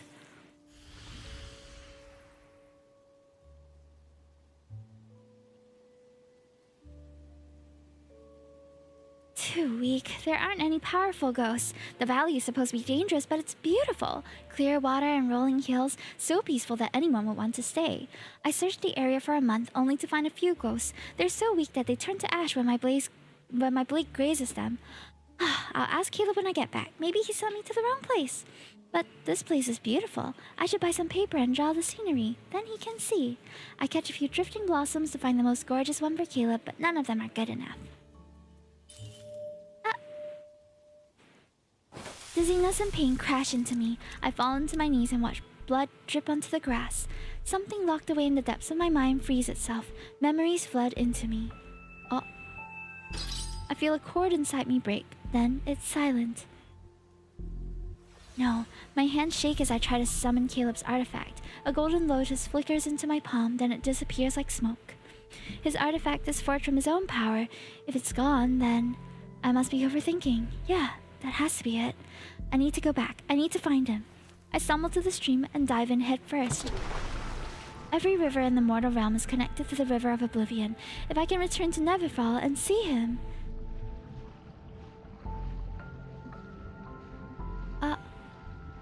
I see water dulls the pain and I swim towards Netherfall with the strength I can muster. I forget how long the journey is. As the currents ripple around me, fragments of memory rise and sink. They carry distant, faint echoes. We're dying, right? The drum of heavenly degree. It's coming from the drum.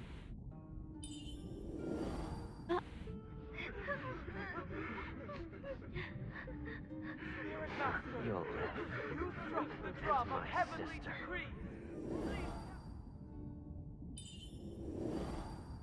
The drum of heavenly decrees has spoken. Oh? Only your sister can save a world ravaged by ghosts. Save the living. Why? Why does it have to be her?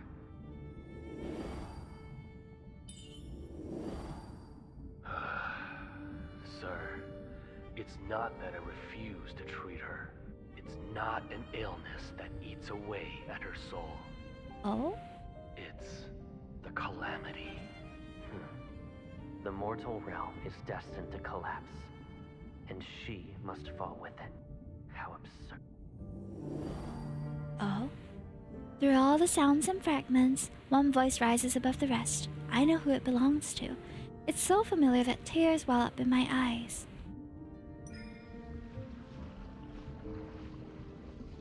Oh no.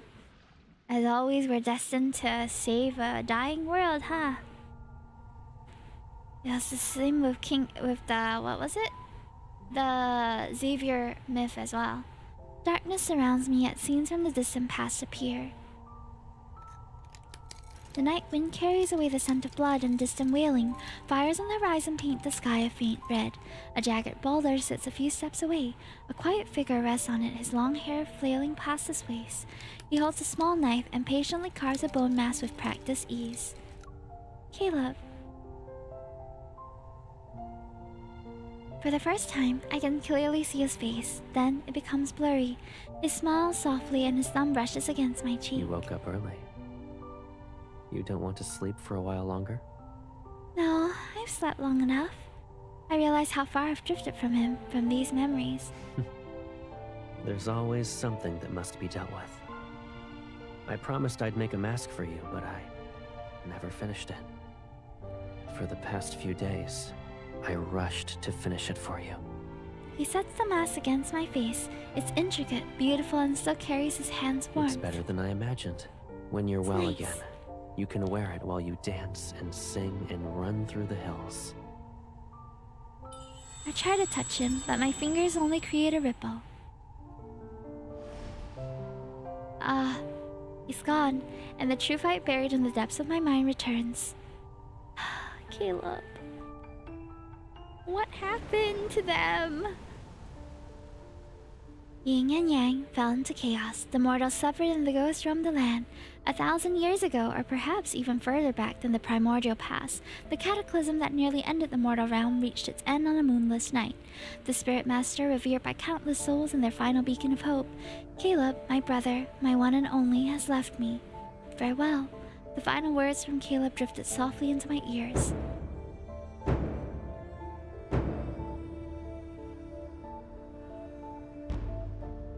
One beat, then another. From the distant Hesperian reach, the drums of heavenly decree broke through the air, their thunderous rhythm rolling and echoing between earth and sky. Every ghost in existence followed the sound. Drawn by the relentless thrumming, they surged like a tide toward the man who was beating the drum. I fought with everything I had to reach Caleb, but a barrier held me back. I couldn't even take a single step closer. For 10 days and 10 nights, I listened in vain as the drums thundered on. Then, as the last veil of darkness began to fade, I heard the rhythm falter. Bit by bit, the sound sank into a heavy silence. The Hesperian Reach is where the sun sets, and that day, the only sun I ever had never rose again. Through the howling wind, a desolate chant began to drift. Rest now, departed souls, in the hills of home. Rest now, departed souls, in the hills of home. And then, what happened? It became clear to me later that if none but the ghosts can cross into the deepest of Hesperian Reach, then I will simply become one of them. I'll not leave Caleb there alone. Then began the endless slaughter. I killed the wicked and devoured the vile, soaking myself in blood and sin, but none of that mattered. I didn't want Caleb to wait any longer. I swallowed countless helpings of resentment, agony, and despair, until at last nothing remained but a hollow numbness. Those dark, chaotic days blurred together on for so long that I forgot who I was. I forgot why I'd even begun to kill. But there is a single thought that remained. I will find Caleb. Whoa, we went on a killing spree. What the heck? I guess we're going to find out, Draco. Hundreds of years ago. A dying ghost drags its broken body towards me. Spite fills its gaze. You're a monster. I bet you didn't know that to the west of the Netherrealm, at the Hesperian Reach, he'll find you. Die already.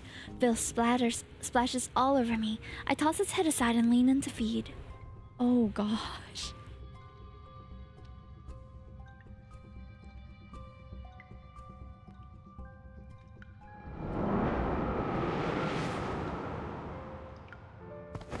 My prey is stolen. A snarl erupts from my throat as I hurl myself at the intruder. He doesn't dodge. Instead, he embraces me and lets my claws sink into his skin. Blood falls. It's me. Who are you? I only know Caleb. I'll finally find my brother. I thrash, punch, and kick and claw and bite. His blood coats every part of my body, yet he refuses to let go. I'm Caleb. I'm your brother. He gently wipes the blood from my face. Come with me. Yes. These ghosts taste awful. No, who are you? Don't touch me, leave! But he endures every kick and scratch. He holds me close as if I'm something precious he refuses to lose. I promise I'll never leave you again.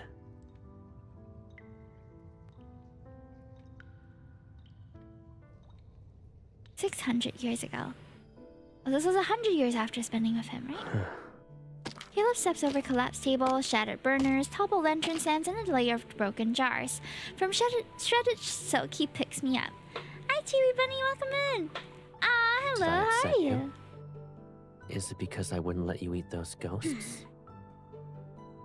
I think we've been fussing for a long time. He hugs me as I snarl and bare my fangs at him. He strokes my neck while fixing my disheveled clothes. I know it's uncomfortable, but you can't keep eating ghosts.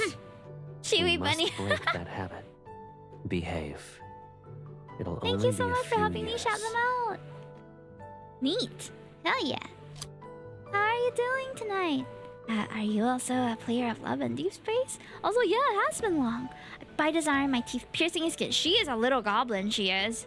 She's a little gremlin. I suppose biting me is better than biting a ghost. So these are the early days of the two of them spending time together, eh? 500 years ago. Caleb. Caleb. Maybe names are too difficult at the moment. He's like trying to teach Tarzan to speak. Ah, I see. Caleb. Guides my hand to his throat. I blink and feel the subtle vibrations under my fingers. I'm Caleb. Caleb. He smiles as if this made him the happiest he'll ever be in his life. At this time, I didn't understand why he was delighted, but I wanted to remember that smile. Caleb. At long last, I remembered that smile once more. Oh. Oh, by the way, if you're avoiding spoilers for this myth, please, we are on the last or second last chapter now. So, spoilers ahead. 500 years, 400, 300. So this was how Caleb found me, piece by piece across all time. As memories surged alongside my tears, I gripped my teeth and swam through the vast waters and the salt of my own grief. Caleb, you promised me that you would never leave me again. I cannot lose you a second time. Who's your main in this game, if you play? Oh, I'm really looking forward to the next event. The cosplay, I wonder how they're gonna emulate the cosplay for this. It's got so much detail. But when I return to Netherfall and reach Mount Dingshire, there are only ruins. Light blue ghostly flames burn from the depths and touches the heavens. This is the aftermath of a calamity. The colossal array that anchors the heavens and the mortal realms floats among the clouds like indifferent and watchful gazes. The shattered bone mask is somewhat buried in the dirt. I pick it up and hold it. He left. My brother left me. The words echo again and again in my mind, but my heart refuses to accept them. They'll find a way. I'm looking forward to it. You liar.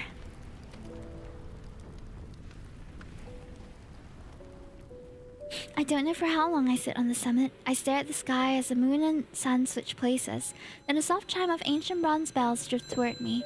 A light blue dragonfly carried it. My lord. Where is my brother? I heard her voice in my returning memories. A mere mortal couldn't have lived past ancient times to be here in the present. Whoever you are, tell me where he is.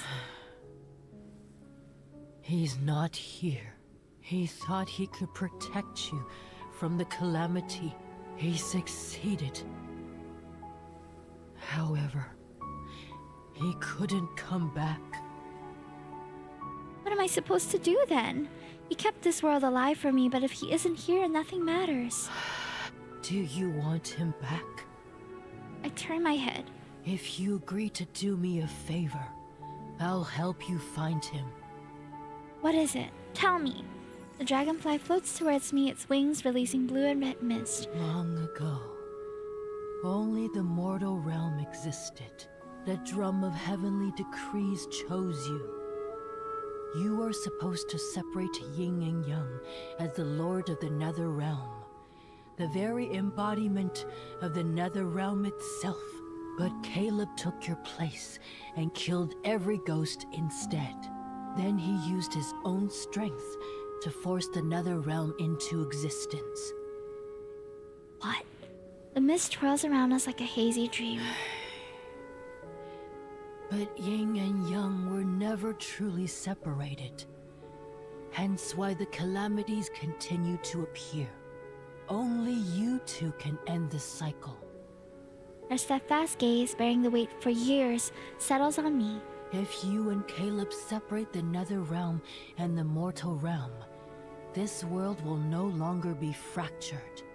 Only then will I tell you how to bring him back.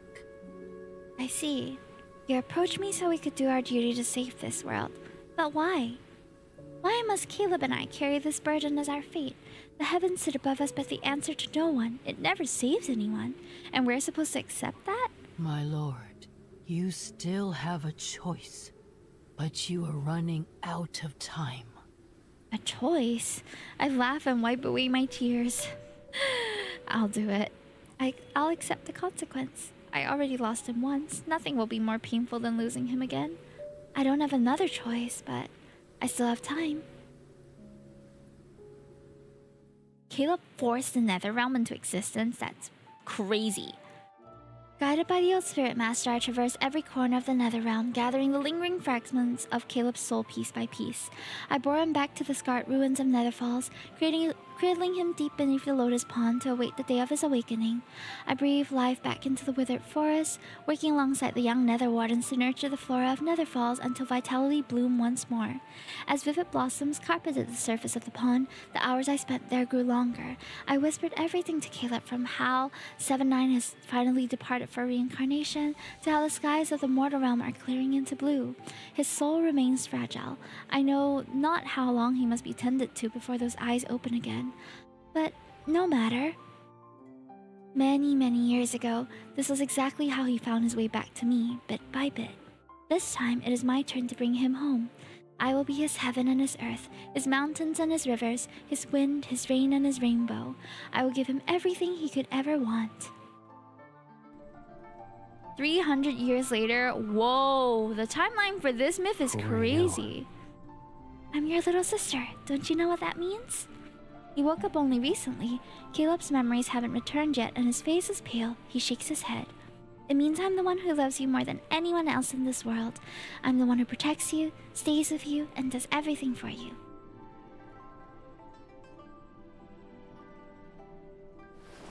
When he suddenly hugs me, I stop. Caleb, do you remember me? He shakes his head again. His lips rest against my hair as his hand traces my temple. I felt like I needed to do that. Another 100 years later.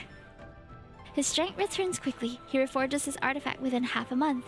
His memories still come and go. I tell him stories about our past whenever I can. A long time ago, when we were in the Hesperian Reach, you once brought me a jar of wine. I didn't realize until much later that it was the wine you had brewed for me a long time ago. I've always wondered, was it supposed to be our wedding wine? Isn't that what you said? Why you said you wouldn't use any ordinary wine at our wedding? I don't remember. Why do I feel as if you do remember? I honestly don't recall anything. He tucks a hairpin into my hair.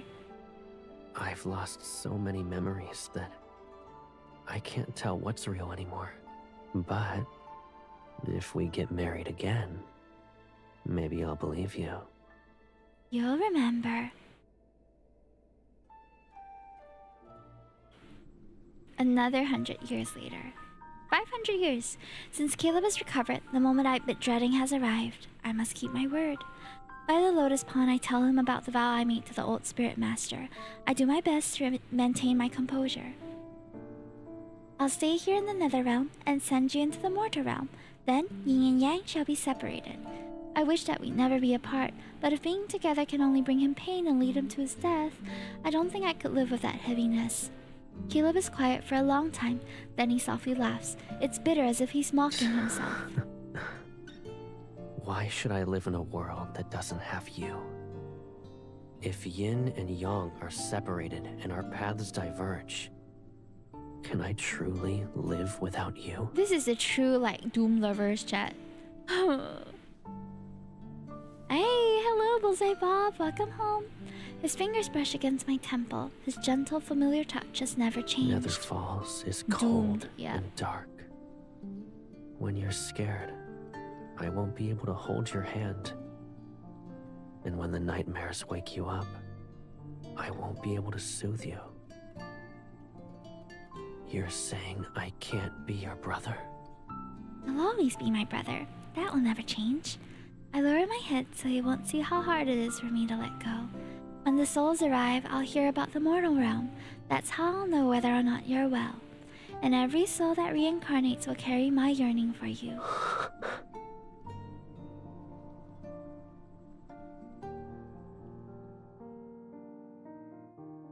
Time became a fleeting luxury. We traversed every corner of Nether Falls once more and took in every sight as if there were no tomorrow.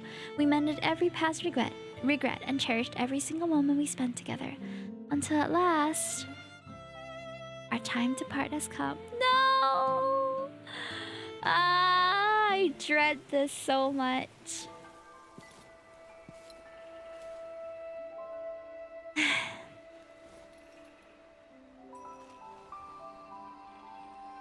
Scared?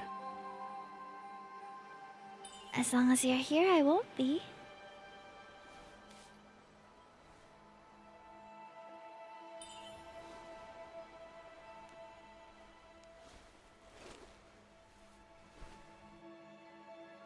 Let darkness return to the Netherrealm, and every soul find its path. Let the light rise.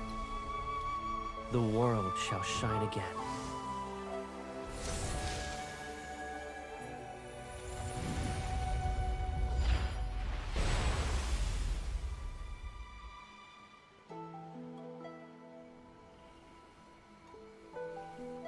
Well done. When I return to the world of mortals, I'll protect everything in your place. I won't let a ghost approach you again. I promise. You don't have to do that. Being yourself is enough. You'll always be my big brother.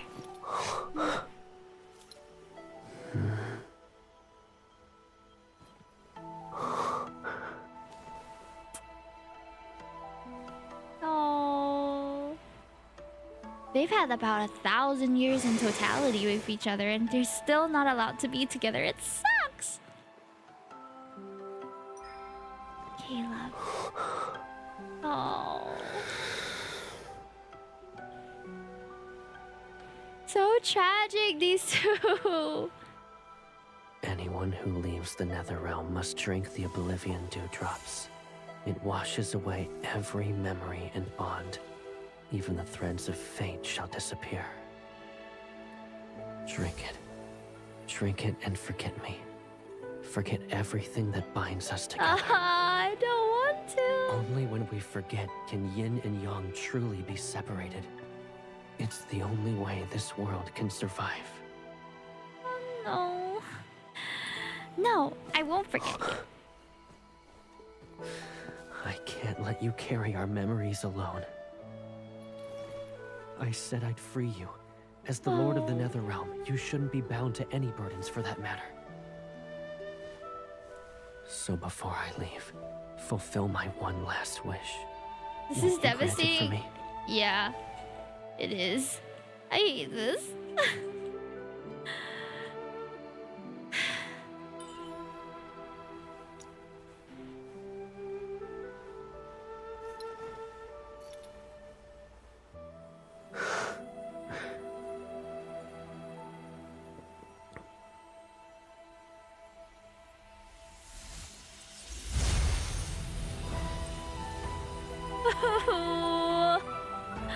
Ah! I'm so sad. Farewell, my dear brother.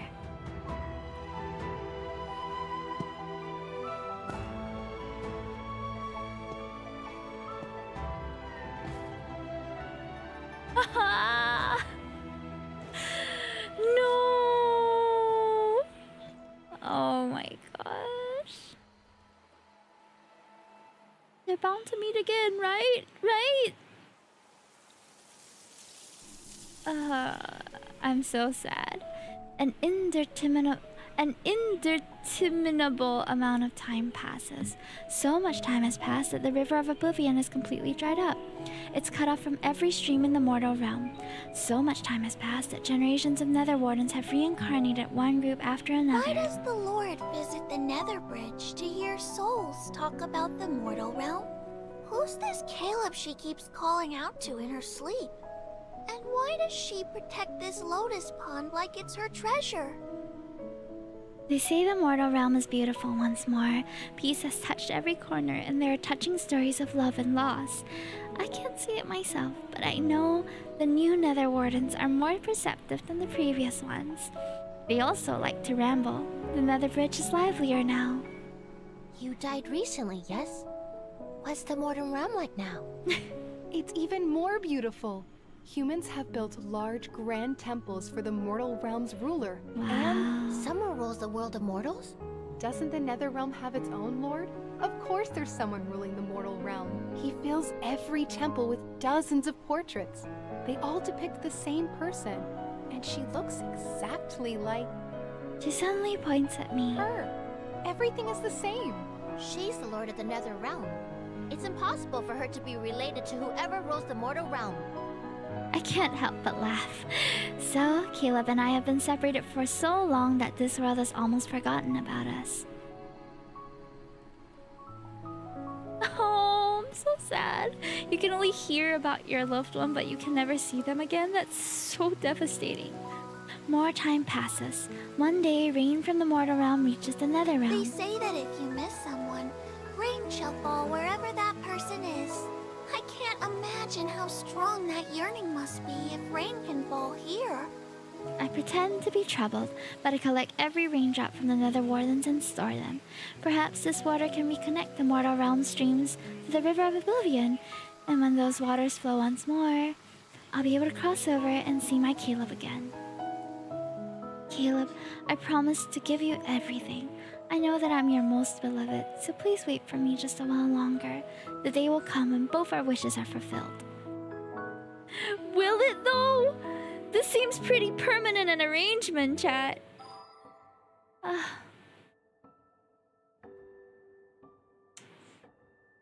So, that's the yin-yang sundering. As always, we are unable to remain with our beloved. My longing for you goes beyond dreams and realities. Stop!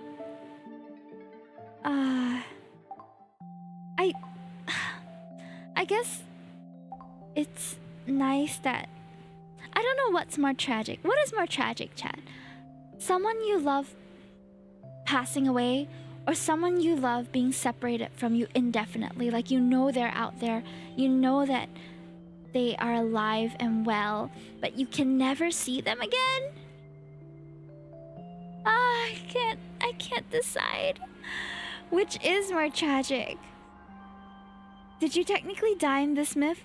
We had died sort of once. I'm guessing that we woke up and became a ghost once, but I'm not sure if that counts as dying.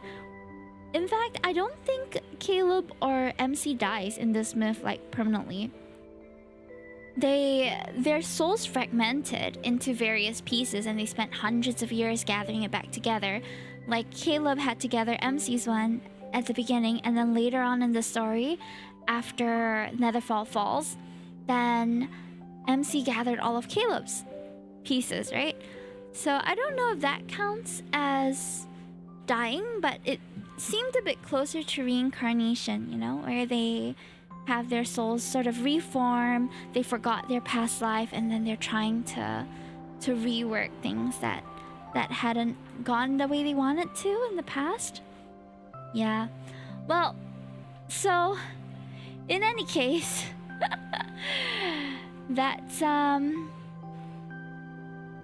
story for the day. I hope that you guys enjoyed it.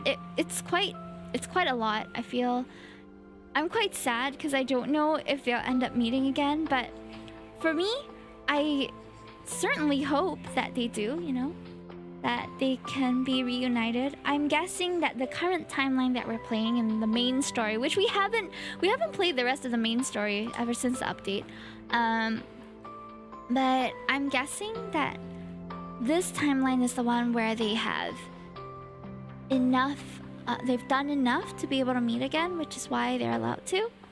I don't know, man. But in any case, that tragedy was very devastating, and now I am in shambles. However, this kind of reminds me of a phenomenon that I've heard of happening in China. Have you guys heard of this thing? Where they have real life, like, they have real people who are acting as NPCs and acting out stories that are similar to what we read in Love and Deepspacce. A lot of them are very tragic, like your lover dies, so you play like the MC in real life, but you have an actor that plays the NPC, so you have an actor that plays as like your love interest. It's a crazy phenomenon. I haven't heard of anything like that. Some people kind of akin it to sex work because it has to do with like forging emotions and all that, but I don't know how it operates. Seems like an interesting experience though. So far I've only heard of it being available in China, but maybe that kind of experience will be available in the future too, kind of crazy, right? To like enact a love story on your own, and then yeah, I can't even imagine the kind of parasocialism that could come out from that. Man, it's kind of like when actors and actresses fall in love on set, you know? But in this case, they're doing it with like so many people day after day. I can't imagine. It must be a very taxing job. Alright, so that was Caleb's Ghost Final March. I hope you guys enjoyed the story. It was a long one, almost 3 hours long. In fact, maybe about 2 hours and 40 minutes. It's just that I took a bit of time at the start of the stream to chat with you. So it is later than I anticipated, but we're going to be having another stream very soon on Thursday, so please stay tuned for that. On Thursday, we are going to be playing Some More Date Everything and trying to unlock more characters. And at the end, or rather at around, was it 10 p.m.? 10 p.m. till I'm not sure what time, but I'll be playing Battle Golf with some friends. In fact, you know what? Let's watch the trailer for it because I have no idea what to expect. Excuse me. What to expect with Battle Golf. It's my first time hearing of the game. It seems interesting. But... oh.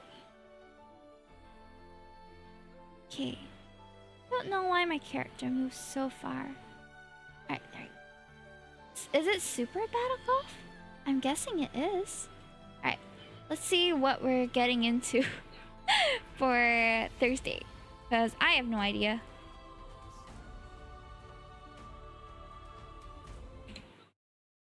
Oh, I think we have an ad. And here we see Bob going for the putt. Does he have what it takes to finish? What the heck?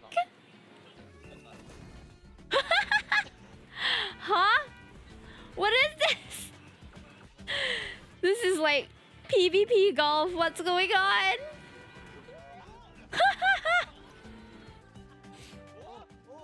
This looks very chaotic, chat. Okay, okay. Push it with the cameras. Push it. Push it.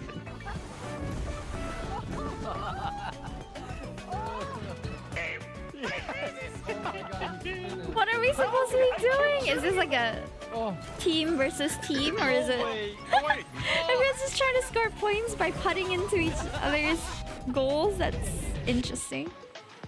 What's with the emotes? The character customization is so goofy. I love it.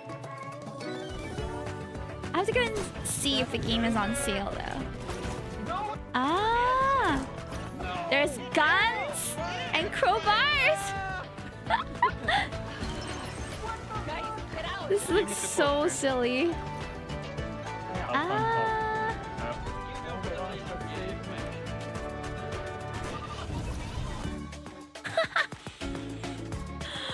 What is this game? It's developed by Brimstone.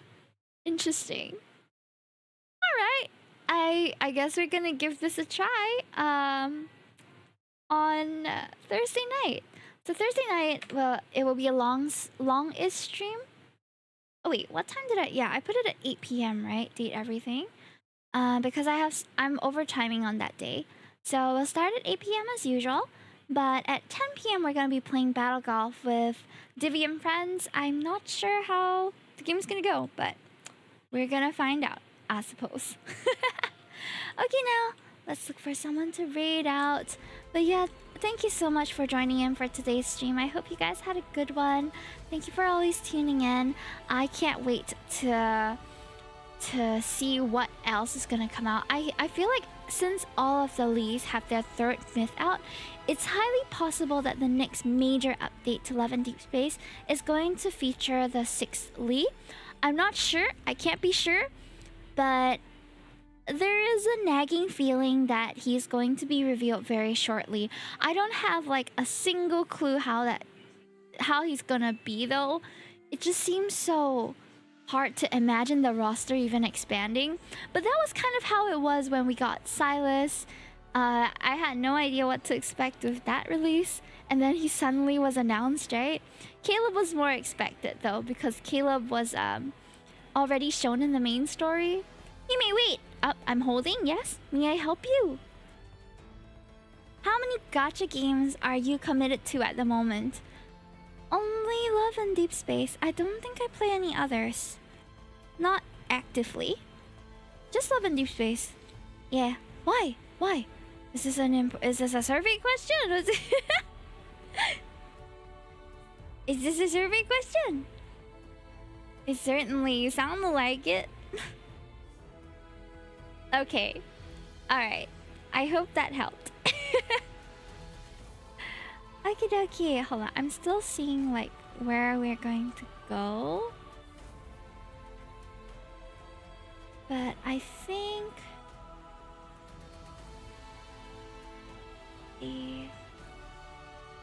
I was wondering if you have to try one game. Oh, what game did you want to recommend? I'll tell you again. Okay, sure, no problem. Alright, I'm gonna search and see if anyone is playing Love and Deepspacce, because that was our theme for today. Okay, there is one person who is playing Love and Deepspacce. Is it a rerun stream though? They tagged it as a rerun. Let me see. Hello. Let's see if they say anything. Now I'm not sure if it's a rerun or not.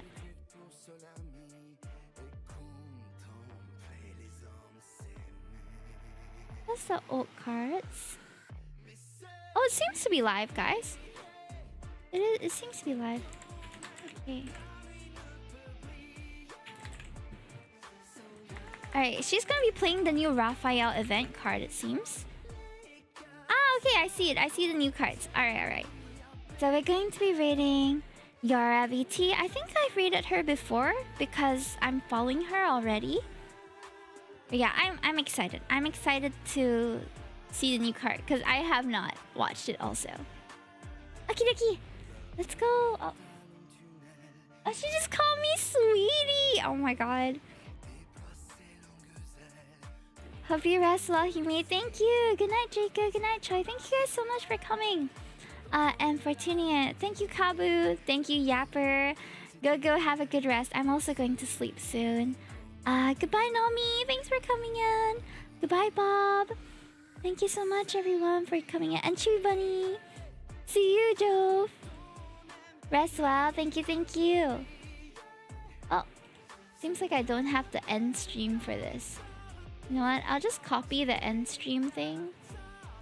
Ending soon.